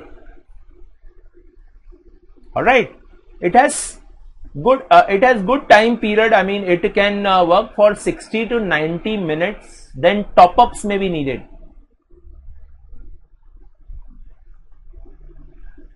Yeah, top-ups may be needed, but then this would be sufficient amount for giving good pain relief. This is too invasive, by the way. Not many hospitals have their epidural protocols. Yeah, this is too invasive. And I'm very sure you people in your labor ward do not give epidural. Not at all. You give something called as injectable. Yeah. Injection meperidine, that is pethidine, and Phenargan, that is promethazine. I have already told you the dose. Meperidine is 50 to 100 milligram and Phenargan, promethazine is 25 milligram. Yeah, injection. Yeah, this is intramuscular injection. You can give it in latent phase, prolonged latent phase, active phase. Yes, you can give it. No problem. There is a little bit risk of pethidine, which is opioid, on the baby. There is a little bit chance of neonatal depression, but we generally avoid giving it in second stage of labor, and that would be enough. Okay, guys, this epidural analgesia port can be used for epidural anesthesia as well. Yeah, epidural anesthesia as well. You can convert it at any time. So that is the advantage. Port can be used for anesthesia as well during cesarean section. But then we hardly use epidural, right? Okay, Amigo is writing, if possible, short class on USG, CTG, HSG images also. In fact, we have covered our ultrasound topic is over in our short course. We talked about cardiotocogram and intrapartum fetal assessment. We did so much in our short course. Yeah, you can have a look at short course, guys. I mean, that is amazing. Okay, yeah. All right. So yes, my dear friends, epidural and injectable. Yeah, first stage of labor, epidural and injectable. This can be in a patient who has gone in labor, right? There is another option available, which is available in few hospitals in Mumbai, and it is inhalational. This is what we use for patient who is denying opioids and patient who is denying epidural. Yeah, inhalational. 50% nitrous oxide and 50% oxygen. There are cylinders which are having combination of this thing called Entonox. Yeah, this would give very good pain relief, but it is less than, obviously it is less than epidural. Yeah, so inhalational is wonderful thing. It acts immediately. Yeah, you can Give the patient the control of inhalational as well. Yeah, patient guided Entonox. But then we are not so so what do you say? We don't have so much of daring to give the control to the patient. We do it, we control it, and yes, pain relief is amazing. Okay, guys. Then sometimes we need to give something called a pudendal block. Pudendal block. It is done for instrumental delivery. It is done for second stage, because pudendal block will block the S2, S3, S4. Yeah, pudendal block. In pudendal block, what do? We use a long needle. Yeah, 22 number long needle is used, and yes, we inject at the level of just below ischial spine. Yeah, ischial spine is the place where pudendal nerve would be there. 10 ml is infiltrated. Yeah, 10 ml. We have to go deep and superficial. We have to fill the deep and superficial spaces. 10 ml is given. Lignocaine 1%. Yeah, lignocaine 1% is used. It will give wonderful relief for 60 to 90 minutes. Yeah, this can be done. Okay, pudendal block. And you know that lignocaine is used for local in episiotomy. Yeah, it is 1% lignocaine, 10 to 20 ml. Okay, 1% lignocaine, 10 to 20 ml, 30 to 60 minute action is there. Okay, the action will take 3 minutes to start, but it will be for 30 to 60 minutes. You can do your episiotomy for that time. Okay, am I clear? So these are the things which we do in labor, which we follow in labor. And yes, because I am talking about anesthesia and analgesia, remember, if we want to convert into spinal, that's the job of obviously anesthetist. Ideal level of anesthesia for cesarean section is T4 level, not T12, not T10, T4. For vaginal delivery, epidural level is T10. Yeah. Paracervical block is generally not given during labor. It is for DNC purpose. Yeah. Paracervical is generally for dilatation and curettage.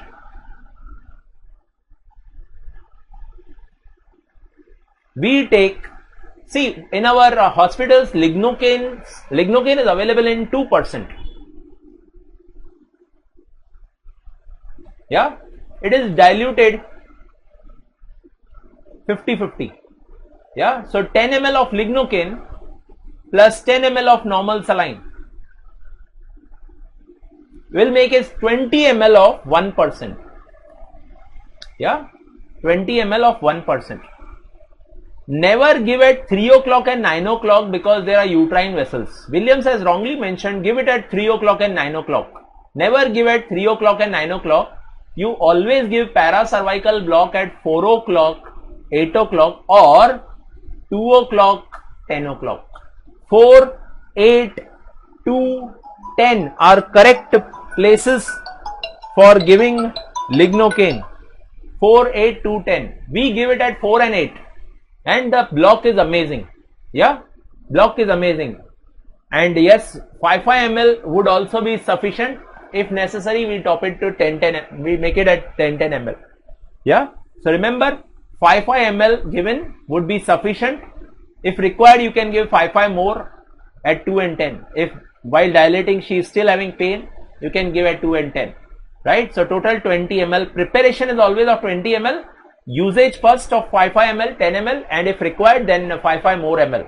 Yeah, total 20 ml would be sufficient for paracervical block. It is used for dilatation of cervix. DNC or any suction evacuation procedure you are doing, you can give paracervical block. Okay. Am I clear, Poonam? Yeah. Alright. So this is about the pain management part in labor. I hope you understood pain management part.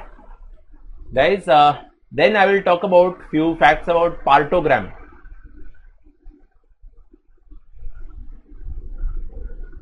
Yeah, before partogram we will talk about episiotomy. Episiotomy. Episiotomy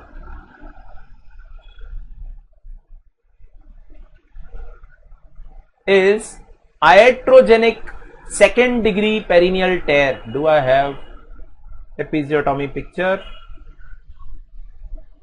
Yeah.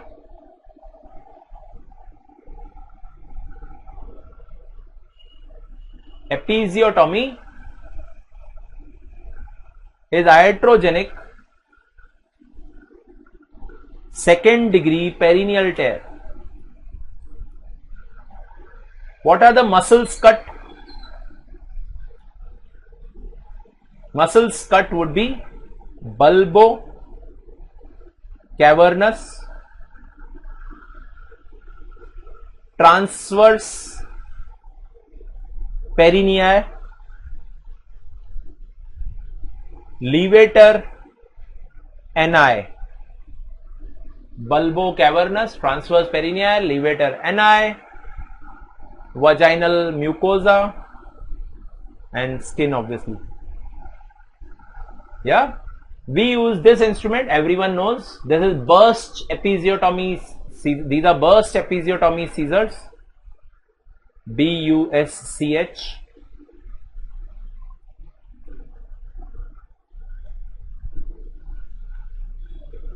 Yeah, the narrow blade goes inside vagina and broad blade for perineum. Broad blade for perineum. Yeah, Sana, I am teaching you from multiple books. Yeah, broad blade from perineum.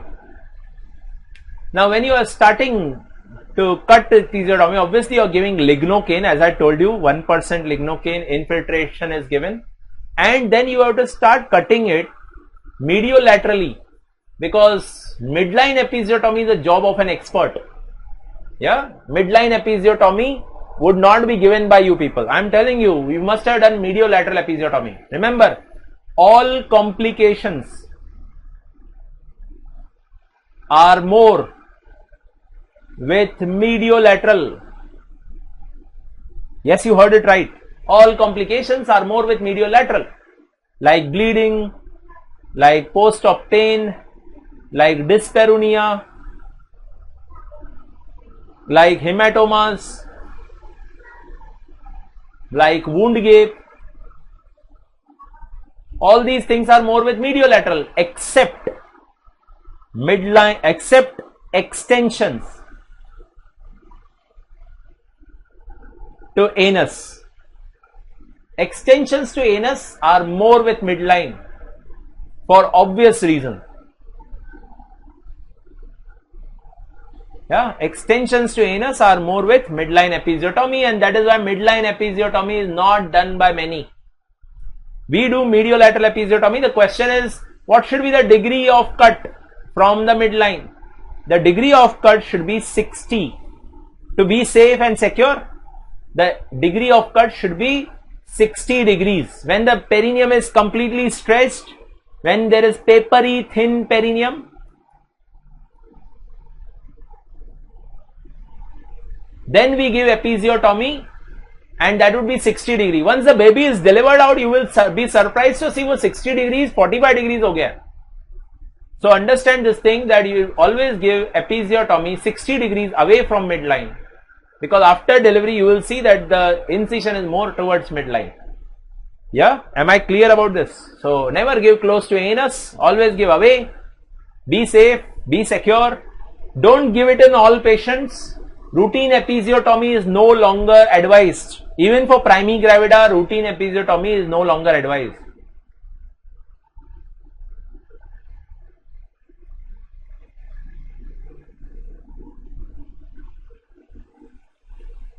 Yeah, even for primi, we don't give episiotomy for all. If there is a rigid perineum, then we give it.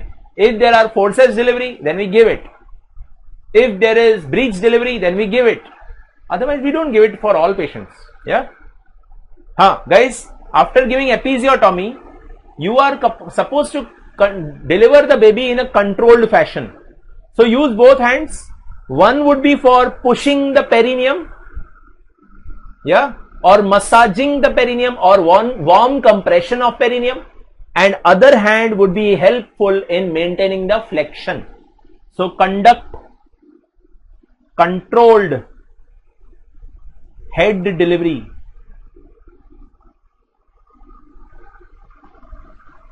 Yeah, perineal support or massage or hot compression will relax the muscles, will prevent perineal injuries. Yeah, and other hand should be to prevent premature extension, so maintain the flexion. Maintain the flexion of head with the help of other hand.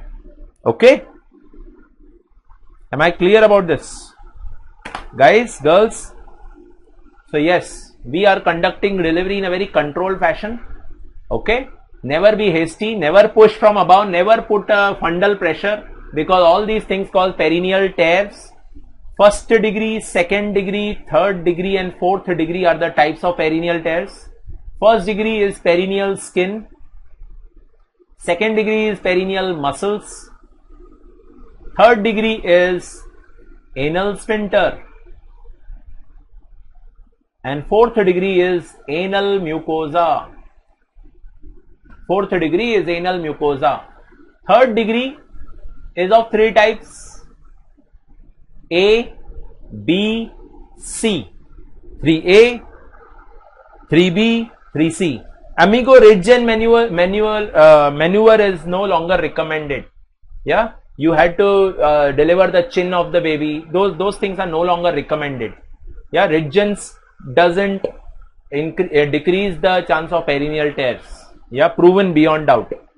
So these things are allowed: perineal support, perineal massage, hot compression. All these things are allowed, but not ridges. Okay. Anal sphincter is when less than 50% of external anal sphincter is torn.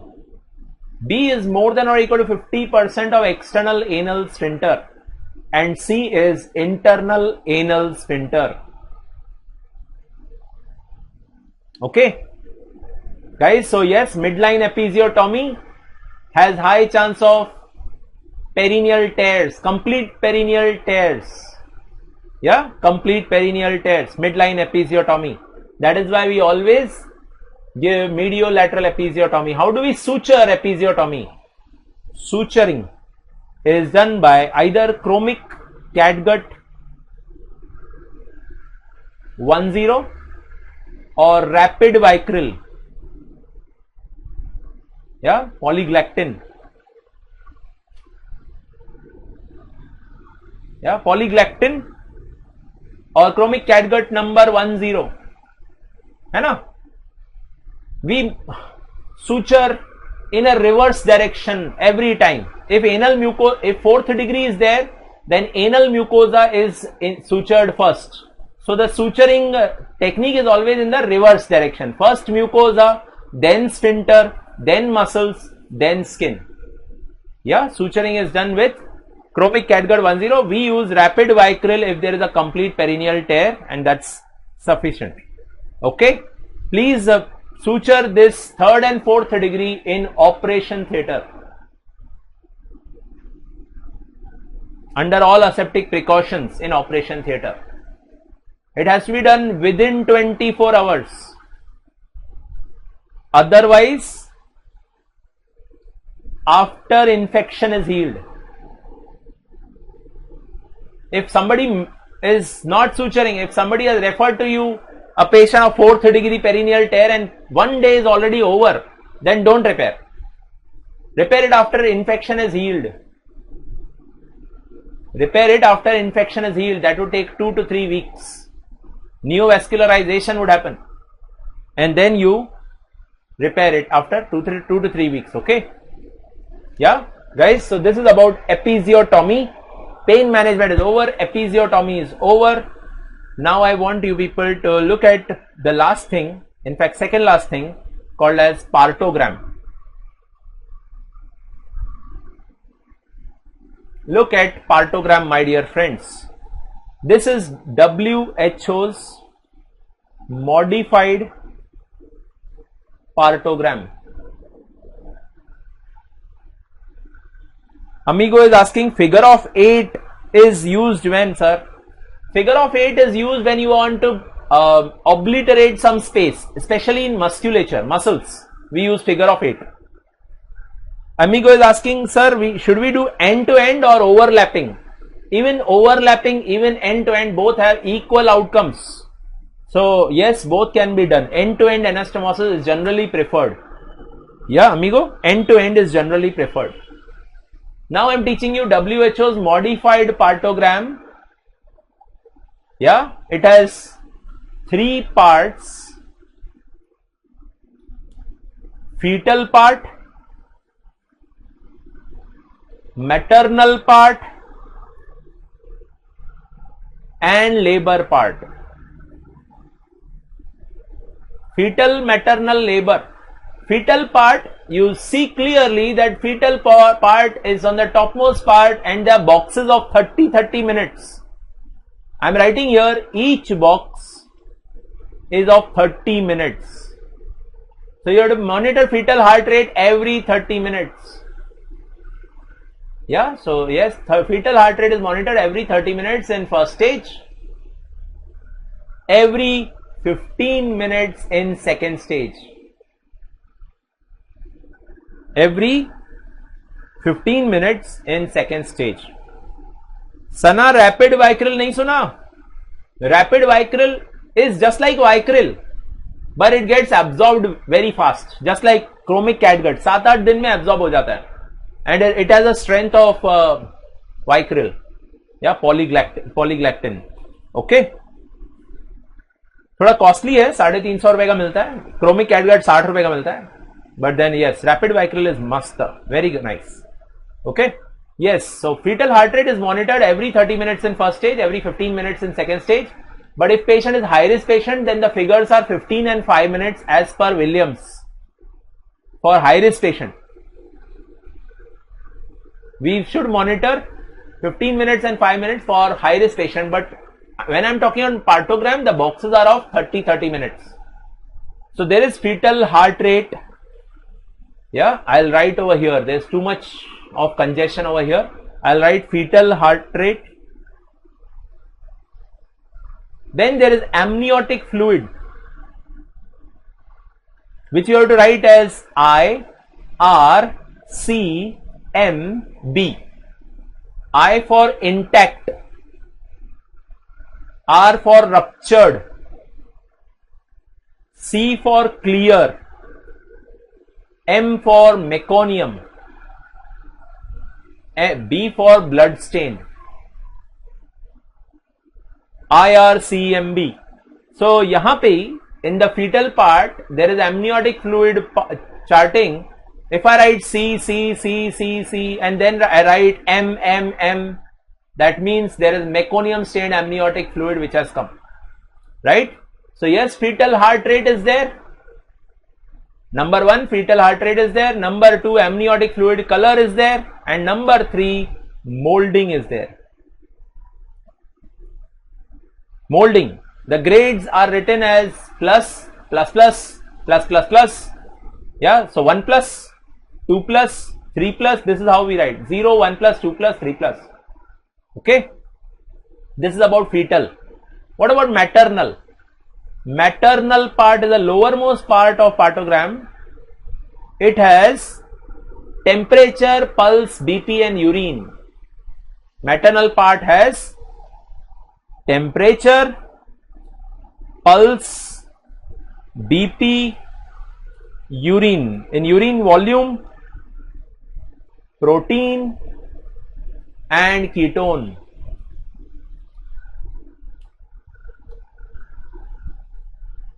Yeah, urine volume, protein, ketone.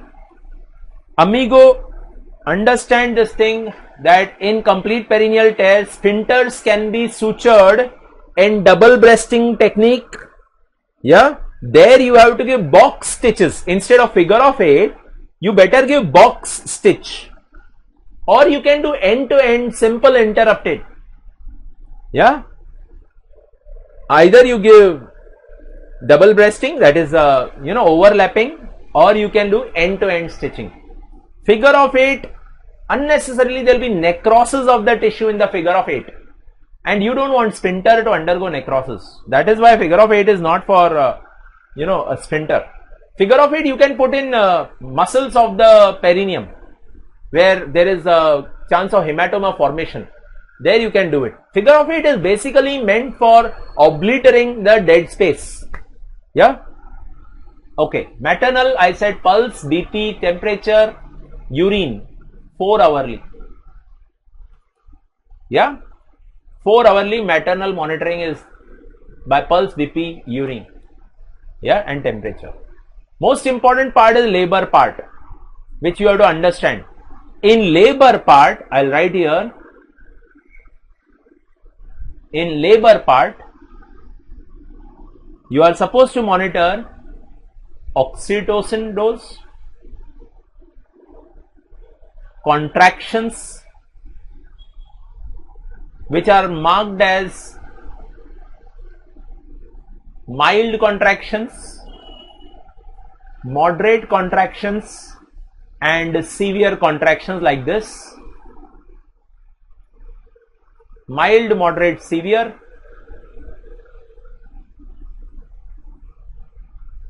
Mild would be up to 20 seconds, moderate would be 20 to 40 seconds, and severe would be more than 40 seconds of contraction. Third, any drug or IV fluid going is also monitored.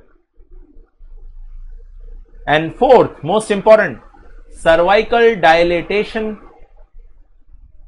which is marked as X, and descent, which is marked as O.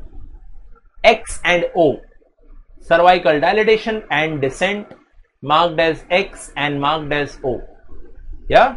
So there is X axis, there is Y axis. On X axis, each box is of 1 hour. Yeah. One box, 1 hour. So 7 a.m. she has come. You have to start plotting from 7 a.m. if she is 4 centimeter dilated, because partogram is plotted in active labor.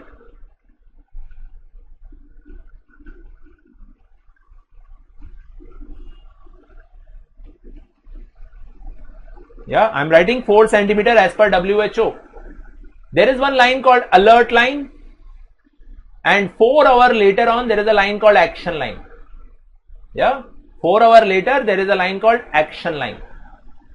Okay, so 7 a.m., 8 a.m., 9 a.m., 10 a.m., 11 a.m., 12 noon, 1 p.m. Yeah, there is alert line. There is action line. Start plotting from alert line. Always remember, you have to start plotting the graph from alert line. Sir, what if she has come to us at in 6 centimeter dilatation?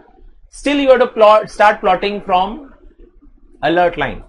So here is 4 centimeter, then 5 centimeter, then 6 centimeter, then 7 centimeter, 8 centimeter, 9 centimeter, and above that is 10 centimeter. I don't have space. Chalo, I will write 10 here. Yeah, there is Y axis. You have to start putting X from 4 centimeter. If she has come as 6 centimeter, you have to still plot it on alert line. Yeah, and as the patient progresses, the patient's plotting would be done. Remember, alert and action line, the gap is of 4 hours between alert and action line. Yeah.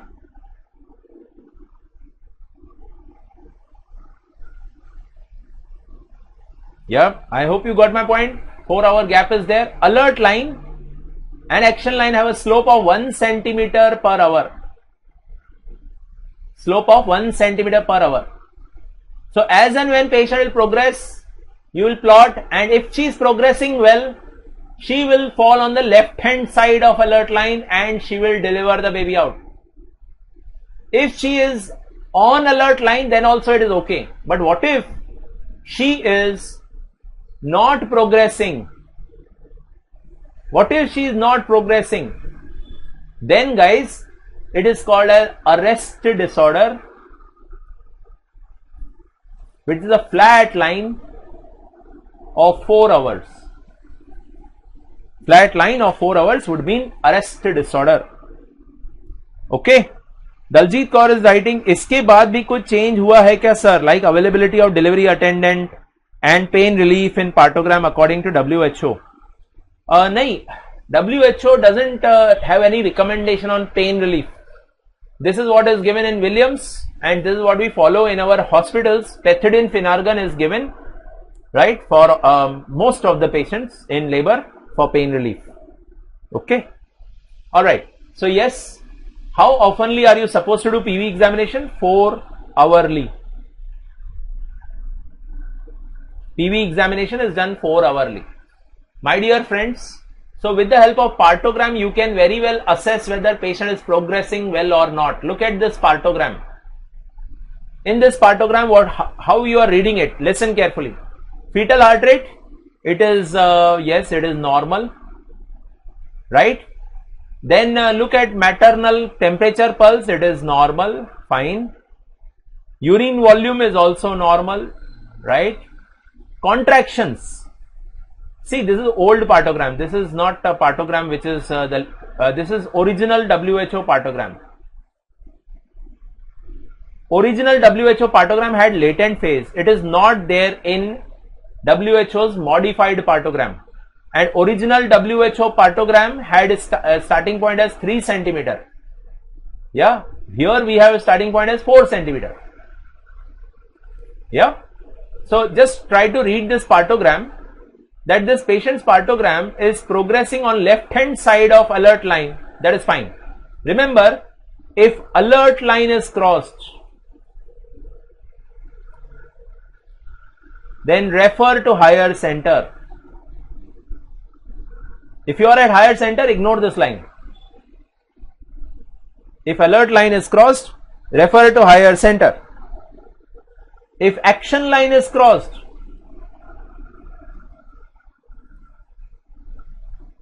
then do cesarean section. If action line is crossed, do cesarean section. Sana is writing, WHO says plot at 6 centimeter. No, WHO says plot from 4 centimeter. 4 से चालू करना है WHO के हिसाब से. हाँ, if patient has come to you at let's say 8 centimeter, you will put the first point on alert line at 8 centimeter. आपका first point should always be on alert line. Yeah, 7 भी होगा तो alert पे ही पहला point जाएगा. फिर देखते हैं आगे क्या होता है. Yeah. Now you know that this part called the dilatation and descent is having 10, 9, 8, 7, 6, 5, 4. हम लोग 4 से start करते हैं cervical dilatation. उसके नीचे 3, 2, 1 भी है, 0 भी है. Guys and girls, try to understand that in our partogram 0 to 10 centimeter dilatation लिखा हुआ है, but we always plot from 4 centimeter. If she has come at 7, we still plot from alert line. And what about sir, station sir? How to plot station sir? Listen, I told you the baby has to pass from -5 to +5. Baby has to pass from -5 to +5. So consider 10 centimeter as -5 and consider 5 as station 0 and consider 0 as +5 for descent. So -5 to +5 is also 10 centimeter. and you have to, let's say she came at 4 centimeter with station at what? Chalo, station at +2. 0 would be here. 2 centimeter down would be 3. So O would be put here. Yeah. 4 hours later, she had descent up to +3. So यहाँ पे आएगा. Yeah. 4 hours later, she had descent up to 0. So understand this thing, not 4 hours, 2 hours. So this graph of descent would come from here. It is -5 to +5 for descent. -5 to +5 for descent. Let's say baby was at -5. Then baby came at -3. Then baby came at -1. Then baby came at +1. Yeah, baby came at +1. And then baby came at +3. And then finally baby came at +5 and delivered out. So the graph would go like this. This will be O, O, O. X is for dilatation, O is for descent. Am I clear about this, guys and girls? Yes. How do you know that contractions are adequate or not? Look at this. I hope you have understood now that dot dot dot would be mild, slanting lines would be moderate, and darkened boxes would be severe contractions of 40 to 60 seconds. If you're making a box completely black, that is 40 to 60 seconds, and that's what we need for labor. Okay. Alright, guys and girls. So yes, in this partogram, a normal labor has happened. The progress is also normal. Normal progress is seen. Okay. Got it? Very clear. This is about partogram. Okay. This is what we do in labor ward, and partogram can very well tell me whether the patient has obstructed labor or not. Okay. So now we are at tertiary center. Plotting is always from alert line. Remember, the only difference from a tertiary center and primary health center is that in primary health center, when alert line is crossed, we refer to higher center. And that referral to higher center obviously will not be there at tertiary center. Otherwise, management is same, totally same. If contractions are less, you have to give contractions called augmentation of labor. Augmentation is done by ARM and oxytocin. Once the contractions are adequate, she should not cross action line. If she crosses action line even after adequate contractions, you do cesarean section. That's what I told you. If alert line is crossed, refer to higher center. If action line is crossed, do cesarean section. Yeah, if action line is crossed, do cesarean section. And finally, we will talk about that Amigo's question, which Amigo asked me about active management of labor. This is a study done in Africa. Yeah, here they wanted to see if cesarean section rate can be decreased or not. So what did they do? Their plan was to deliver within 12 hours of admission, and admission in labor ward. And admission in labor ward was always in active labor.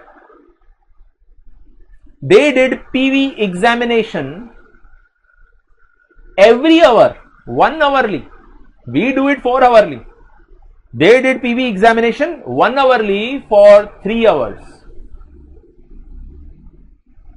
Yeah, they did PV examination 1 hourly for 3 hours. And then 2 hourly interval. They wanted to deliver as soon as possible.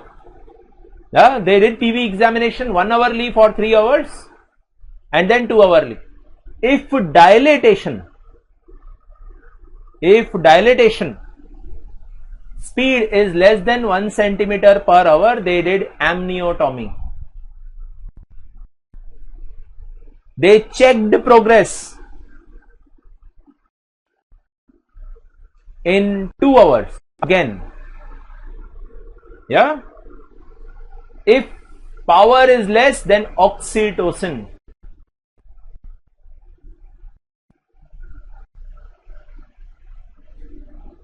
Yeah. So they did amniotomy when the dilatation was slow, and then after 2 hours they did oxytocin if power was less.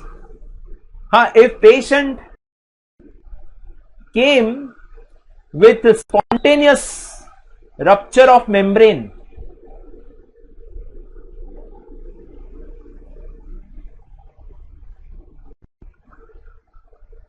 if patient already came with spontaneous rupture of membrane, then what did they do?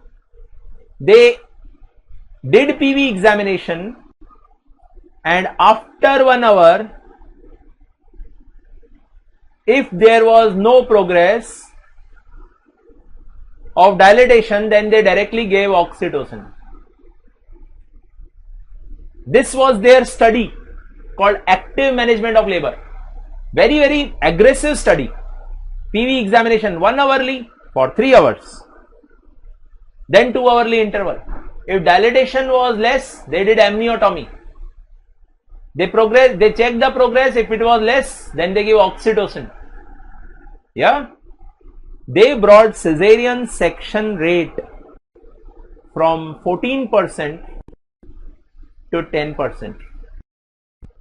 So yes, this was a protocol called active management protocol. Guys, girls, so this is all about the topic called this is all about the topic called labor. Yeah, I know it was a huge topic.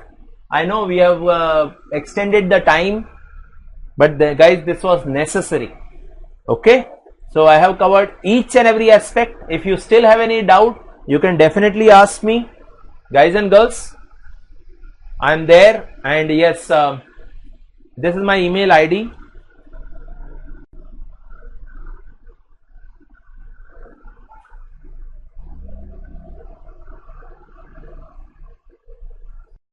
My phone number, I am giving you my phone number as well, so that if you need any PDF, and I have it, just say HIV, I have HIV PDF, so I can transfer it to you. Okay, all good? Chalo, thank you very much. Tomorrow, listen carefully, tomorrow 5 PM madam is going to finish the remaining part of contraceptive chapter. So tomorrow at 5 PM madam will take contraceptive remaining part. Yeah, be there, and then we will meet soon. Obviously we have to finish the remaining practical topics. We will do many things. Be with us, give more time, so that you learn many more things. Okay, thank you very much. Bye bye, good night, take care.